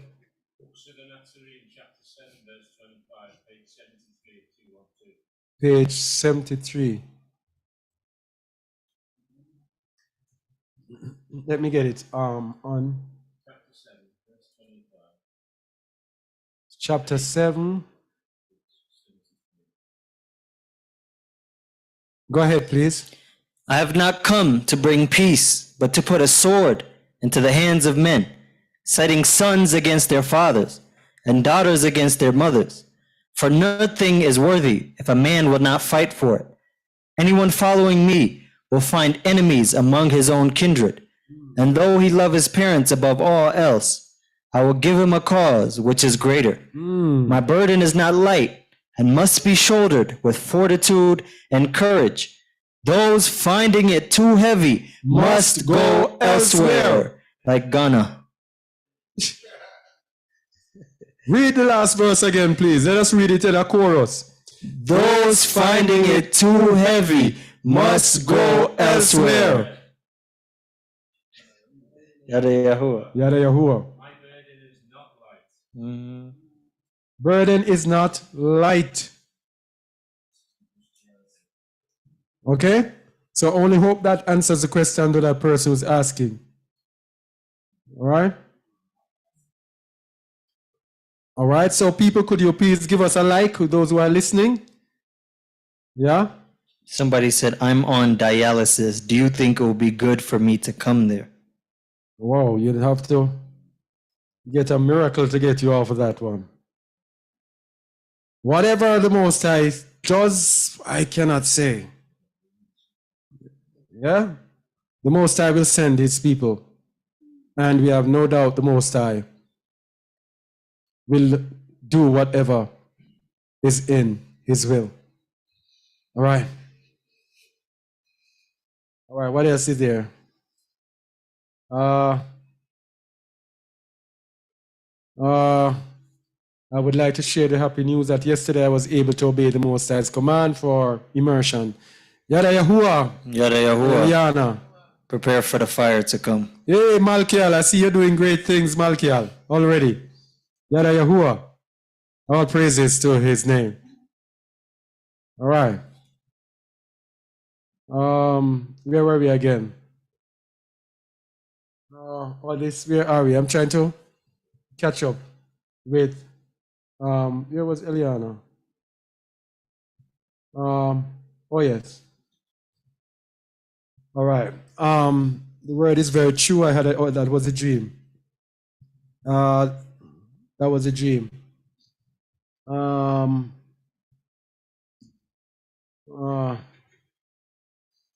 right. Namsam Malamula. Good evening. I'm happy Yahuwah has connected me and my family with just a word. We are in South Africa and we would like to come where you are. Please kindly assist. Thank you for today's re-teaching. Everybody who the Most High has led to this ministry should email Brother Kazak Eliyahu Yasharel, and should also receive the link to join several morning teachings before they decide to join. Yeah. You see, people out there, the reason, I'm going to be honest with you, the reason we are tentative about people coming, the nations, they know what time it is. And they put in agents wherever the children of Israel are gathered. It's hard to just somebody to say they want to come and then we just grab them and say, come. You get what I'm saying? Because they are going to, no doubt, if they have not already done so, infiltrate wherever we are. Because remember, this is their time, this is their age. Esau is the end of the world. So Esau has the world. And the 2 Ezra 6 verse 9 says, but Jacob is the beginning of it that follows. They do not want to lose their power on this earth. Even though we are harmless, we have no power and we have no intent on doing anything, but we are waiting on the Most High. They still will put an agent to keep us in check. So not everyone will just come say, hey, I want to be among you. We have to be very careful. But the Most High will show us whomever. Even if someone to give us trouble, and the Most High wants someone to give us trouble, he will send them here. And this being the end times assembly, Hasatan is doing anything he can to worm his way in or wiggle his way in. Yeah. All right, so Namsa Malamula, could you send us a could you send us a message through one of our websites, justaword.org or justawordradio.com? Just, huh? Oh yes. All right, Namsa Malamula, where are you in South Africa? I think that's the same person that had emailed you, Ak. Namsa? Yeah? I think so. All right, Nomsa. Let me know where you are in SA. All right. The person responded. It said, "Thank you. We'll follow the procedure. You have answered my question. We understand and we will obey." Yeah. All right. And then someone. All right. So yeah, Ismail Light says, and in recent times, more and more confirmation is coming to the fore. My doubts are settled, and I must be in that land by Yahuwah's favor. All praises to the Most High. I'm in Centurion, Pretoria. Huh? The person said, "I'm in Centurion, Pretoria." Oh, Centurion. Oh, I know Centurion. At least I know somewhere in South Africa. Yeah. Where am I? Again. Yeah, Eliana says, when you were teaching still about Jamaica being the place, I had dreamed about South Africa and thought I was wrong. Yeah, so Jamaica, we were not given a revelation. We were looking at the fact that we would go back to our own country, thinking our own country would be the country where we were born. But then the Most High gave us more and more and more and more revelation, showing us where it was, Eliana. So if you saw South Africa, you were not wrong. But what can I say, Eliana? Why are you not here? Eliana, why are you not here? You have no excuse. You have been with us for maybe about 2 years, Eliana. Why are you not here? That's the question I have to ask you. Anyway. Mike says, all praises to the Most High. You answer questions before they are asked. Well, Mr. Ruach. And Kerry is saying, did the authorities make you take their shot? Well, I said earlier that the first thing that I asked when to come here, when a brother came to me and said, Yahuwah said we must go to South Africa. And then I realized that the dream, even before I realized that the dream that I had would be confirmed, first thing I checked was, do you require that mark of the beast to come to South Africa? No. Do you require the swab, whatever they call it, to come to South Africa? No. Because even if they didn't require the mark of the beast, not even the swab I am going to take, nothing to soil my temple with these people. So no, it does not require that. All right. All right. Leaving your email address in the comments. We'll email you guys. Thank you. We'll follow the procedure. Shalom family. We should also not be deceived by the DNA tests that tell us where we are from. We should follow the scripture. Excellent teaching, Brother Chazak. All praises to the Most High. I really want to be with my people. Where I am, no one accepts the truth. And it is so lonely that not one brother to fellowship with. Lioness Swan, shalom to all. What a wonderful eye-opening lesson. Thank you. All praises to the Most High. All right. Eliana says, I want to be there. It is only the legal stuff regarding my daughter. Oh, I forgot about that. Not being of legal age. It is my desire to come as soon as I am free to do so. You are my family. Indeed, we are. We have teachings every day on Zoom. We meet daily as the original apostle. Who is this? Who's El Shaddai? All right. Akila Yahuwah Ben Yasharal says how to support the channel. I think you should put your email so everybody can contact you regarding these inquiries. Regarding these inquiries, many of them are inquiring to contact you, whether to support or to get a link. All right, so hear this now. All right, let me show you the two websites. The two websites that you can go to, and there's a message form on the homepage that you can use to get to us. So whether you want to inquire about donations, because we don't put our donations on our website because we want only people who are moved to donate to us to actually do so. You have to take the steps to do it. We're not going to put our thing here so it is easy for everyone to make it seem as if that is our whole aim to get from people. Even though, yeah, let me go, let me say no more. All right? So that's it. I don't want this to run too long. Gary McGee said, I will email you, and also I've been following on YouTube for 2 years. Oh, yes, because I know the name. Indeed. Yes, the Most High has his people he puts together. We are not a popular channel, as you can see. By the way, I just looked at it today and we just reached 2,000 people. You know how long it took us to reach 2,000? Because nobody wants to follow the narrow way. Nobody. Everybody wants to follow a way that says, here is your path in this world. You can stay in this world and serve the Most High. But we say, no, come out of her, my people. That's what Hamashiach told us. What are we to do but to follow him? So many people, they don't want to listen to us. So many of them subscribe and unsubscribe. Why? They don't want to hear.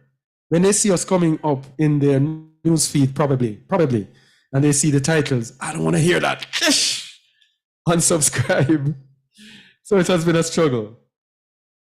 All right, Lioness One said, so powerful. The word is amazing if studied in the right way. All praises, I'll be examining myself much more, and it is helping so much in my walk. Kuya Kudi said, oh, so it's Kuya. Oh, now I get it. From I know it's a Jamaican. It's Kuya Kude, which means look here, look there. Kuya Kude. That must be of African origin, though. Kuya. Kude. That sounds African. But that is what we inherited from our foreparents.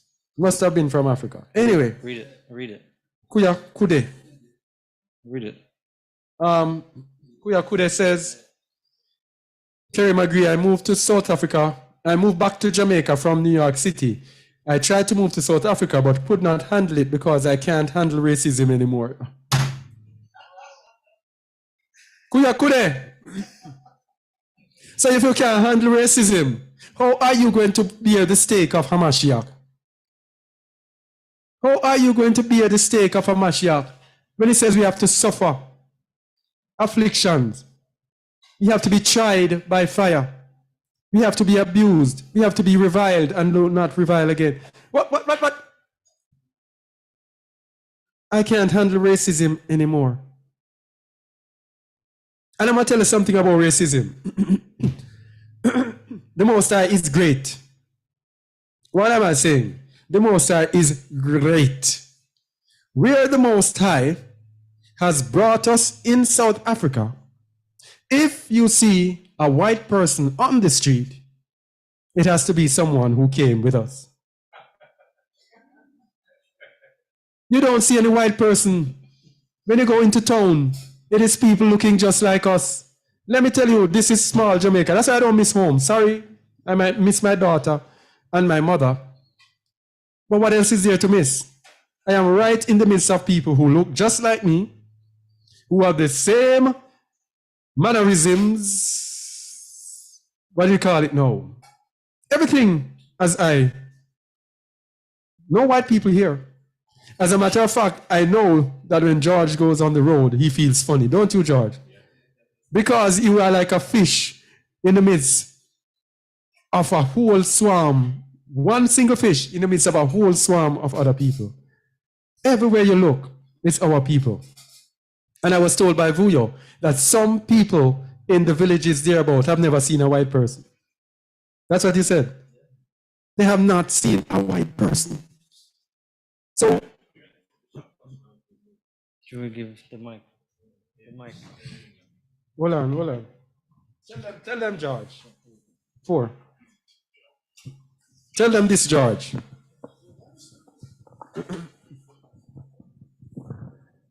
I drove to the local shop last night. My name's George, by the way. I'm from Liverpool.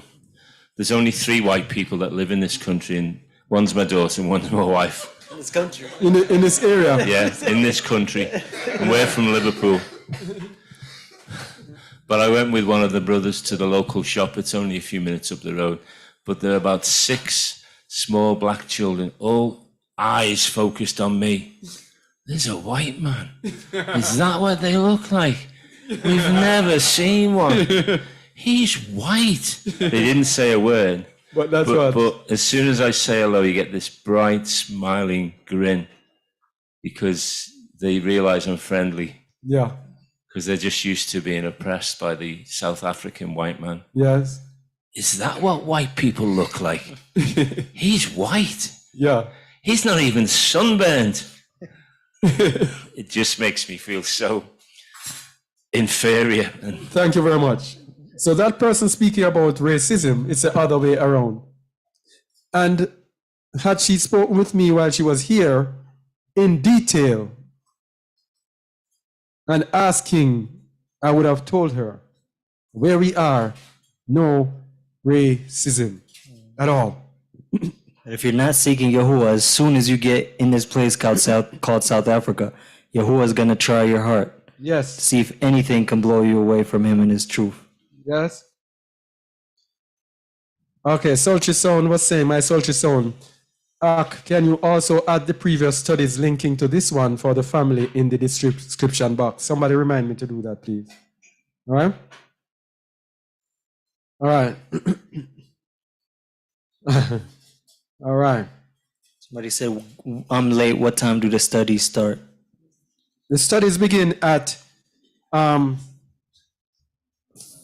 p.m. South Africa Standard Time, it's called. Huh? No. Oh, the studies. Oh, the studies. Yeah. No. What are you asking? The studies, are you speaking about the Shabbat, peace and freedom? The Shabbat teachings begin at 5 p.m. South Africa Standard Time, which you can Google and see the time where you are. And the morning teachings start. Yeah? What about the morning teachings? The morning teachings that we have, that we share with people, the morning teachings is a family meeting where we discuss scriptures and we record it and we put it on Just a Word Radio. But it is live, and so we allow people to sign in and listen in on the teachings and also give them a chance to speak if they want to speak. That starts at 6 a.m. South Africa Standard Time. So Kerry McGee, I never would have thought that racism would be there. Remember, South Africa is trodden down of the Gentiles. But there are certain provinces, certain areas and villages. Here is how it is divided. Correct me if I'm wrong, Vuyo. The white people have the prime lands, but there are certain lands that they don't want that may be in certain arid areas like where we are that are not prime land that they give up to the tribal authorities. And it is there you have all blacks being. If the land was prosperous and fertile and all of that, these lands have briars and thorns, as the scripture says. If it was good, great, profitable land, guess what? The white people would own it and they would be all over this place. So the Most High made sure that these lands are under the curses of the law so that his people can be set apart and separate from them. All right? All right. All right. All right, so Aquila says your teaching are a whipping and they don't like whipping. We should embrace chastening. All right. Where are we now? All right, I understand, remember. All right.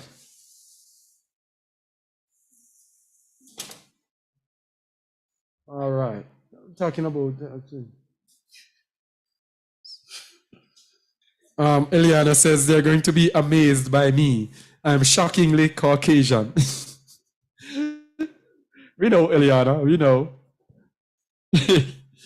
Shockingly Caucasian. Somebody said, is Paul for real and true about speaking in tongues? I replied to you about that speaking in tongues, Tracy. You can check your email. All right? Don't want to deviate from the word. No. I replied to you about it. All right. Andrea Barrett Gray. Oh, you are Jamaican. That's why you have that name. Andrea Barrett Gray. I am Jamaican in the USA, but I always felt in my heart to be in Africa, but never know where. I am depending on Rock HaKadosh to lead me, and I believe that's why I am now here. Thanks to my sister friend. All right. Just a word. I didn't think I would be accepted to live with the group because my husband is a Gentile unbeliever. Ouch! I see. Wow. Double whammy. A Gentile and an unbeliever. I see. Please email us for the link to our Zoom teachings daily. All right? So that's it. I don't want to be already too long, isn't it? No, it's not bad. Up to 3 hours. That's a good time that we made. All right? All praises to the Most High, Yahuwah, Sabaoth. Thank you. Thank you all. And could you please like the video? Could you please share the video? Could you please comment on the video? If you have found value, remember, we're not asking you for anything. If you found value, the least you can do, leave a comment, share, like our video. Simple. All right? Can you do that, please? All right. Yeah. So our Andrea Barrett is in Peace and Freedom is in Georgia. Andrea Barrett Gray is in Georgia. What's up with Georgia? Georgia has always been with us. That name Georgia. By the way, my middle name is George. So I don't know if that has Georgia, and you have a George here. I don't know if that has to be. Ever since we started the group, there were several people from Georgia. And see people here again, Georgia. I wonder what's in the name. We have to look in that name. Nothing happens by chance. All right? So, thank you for listening. We have been here for a long while. Until next time, what can we say? But, and we remind you, please. All right. Yeah. So remind you, please like, share, comment on our videos. Subscribe if you have not. Let this word go out. The things with our videos, people like our videos, but I don't know the sharing. Please share them, please. All right. All right, Kuya Kude, meant to say I did tell you on Facebook while I was in South Africa about the fact that I'm healing from racism, PTSD. I don't know about those things, what they call PTSD and those things. I don't know. Let me tell you something, Kuya. Babylon has done a number on us. They give us names of certain things to trap us in their deceptions. Post-traumatic stress disorder. Huh? What does the word say? We, as true believers, should never, ever have anything like PTSD or whatever. No stress. Demons. We are supposed to be like Hamashiach, who when he was reviled, what did he do? Reviled not again. The people who were killing him, he said, Father, forgive them, they know not what they do. What did he say? I say to you, you resist not evil. Stress is a resistance to a stimuli. Something happens and we respond to it, that causes stress. We are not called to respond to anything. We are called to just take it. Can I tell you? We are not called to fight or respond. Should not have stress. When we have stress and the racism against us, what are we supposed to do? Yada Yahuwah, thank you that I'm able to suffer. When Peter and who was it? Yahukanan and Kepha, Peter and John, were beaten by the Pharisees. They celebrated, saying, "We thank you, Father, that we are able to suffer for the name of Yahushua HaMashiach." They could have stress and be down and say, "Oh, no. Oh, they beat us." No, that's not what we're called for, Kuya. You see, religion, and we did that. You see, we have to. Don't think I'm coming hard on you, please. Just take the foolishness that I'm saying. If we are not at a place where we can take persecution, then we are in no place at all. Believers are called to be punching bags. We are called to be beating sticks like Hamashiach. If we are not at that place, it means we are not at the place. It means we are way, way behind. So now PTSD or ABC, DFD or AGIK should not be with us, sister. Yeah? You have to make up your mind. Sorry if I'm being hard, but sometimes the truth has to come hard. You have to just make up your mind to take it. And if you make up your mind to take it, all of that PTSD suffering foolishness is gone.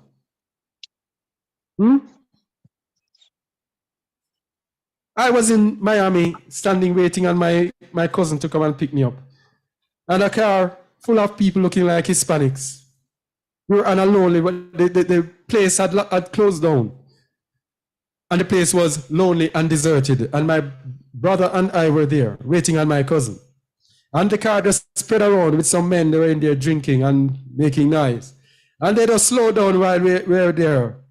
"What's up, nigger?" It was the worst feeling that I had. And I was in sin. So I know what you are going through. I faced this blatant. And when they said that, you know what they did? They just laughed. Ha ha ha ha ha, drove off. Mocking us as if we were nothing. And you know what? My brother and I, none of us said anything to each other. We just said, still down. Nothing to each other. No PTSD, even while I was in sin. So why am I no? Why should I, as a believer, be having PTSD? Because of racism. Hey. Yeah? Exactly. Yeah. Andrea says, thanks for that word that came through the comments. I'm at the right place at the right time. Praises be to Yahuwah. Yeah, Andrea, we strive for the righteousness of Yahuwah. We strive to follow him. That is our whole aim here. Follow Yahusha in obedience to the Torah of the Father. Yeah? All praises to his name. What a chat today. Mike said, good to see El Pedro. Where is El Pedro? He's been in the Zoom the whole time. Yay, El Pedro Betuel. What's going on? You're laughing. What's going on, El Pedro? Here we are, brother. We are here. Shalom to everyone there. You, my brother. Yeah, everything is fine. Just hold on, let me get this. I'll be getting there. Hold on, let me get the mic. Mic check, 1 2 1 2. Did I hear next week? Go ahead, El Pedro. Yes, I'll be coming through next week. It's been hectic here because of the truth. I'm on social media. I'm all over, like you won't believe. Yay. I'll send you everything that's on social media, but it's all in Portuguese. But it's all okay. I'm fine by the grace of the Most High. But I'll be coming through just for a meeting this week. We're in floods here. This place is flooded. The cyclones and everything. But I'm just waiting for it to go down a bit. So I will be coming through next week. but everything is in order. Most High is guiding us, and I'm just, revived today with everything that I heard. I just now get to understand, why did I have to live in that country and speak languages of that country and have a citizenship in that country. Now it came to my heart that, that's where I'm supposed to be. Yay! The Most High Yada Yahuwah. is great. And I should be seeing you during the week by the grace of the Most High. Love you all so deeply, so deeply, so deeply, so Hey, celebration. Yada Yahuwah. Yada Yahuwah. deeply. Oh. May the Most So we have El Pedro. For those who don't know, El Pedro is one of our presenters, has been with us for some time. And guess what? I have never, ever personally met El Pedro Betuel. Never, never. So it will be a joy for us to meet him, Yahuwah willing. We will meet him. All praises to his name. All right? The comment said, "Yay, El Pedro, where is Shamuel?" Yay! Hey, we'll talk when we get No there. night in Zion, there is no night there. Yahuwah, there is no night there. Yahuwah is our light, and we need no candlelight. Yada Yahuwah, there is no night there. Everybody sing no night in Zion. There is no night there. Yada Yahuwah, Yahuwah, there is no night there. Hey, because Yahuwah is our light, and we need no candlelight. Yada Yahuwah, there is no night there. Zion is a kadosh place. No sin can enter there. No sin can enter there. Zion is a kadosh place. No sin can enter there. No sin can enter there. So, no night in Zion, there is no night there. Yada Yahuwah, yada Yahuwah, there is no night there. No night in Zion, no night in Zion. Yahuwah is our light, and we need no candlelight. Yada Yahuwah, there is no night there. Yada Yahuwah. All right, that was a momentary moment of spiritual madness from just a word. Yeah. All right. All right, who else? Who else? All right. So, that's it. That's it. What else? That's it. All right. So, thank you everyone for being here. This is Kazak Aliyahu Yasharal. A reminder, once again, what is a reminder? Like, share, comment.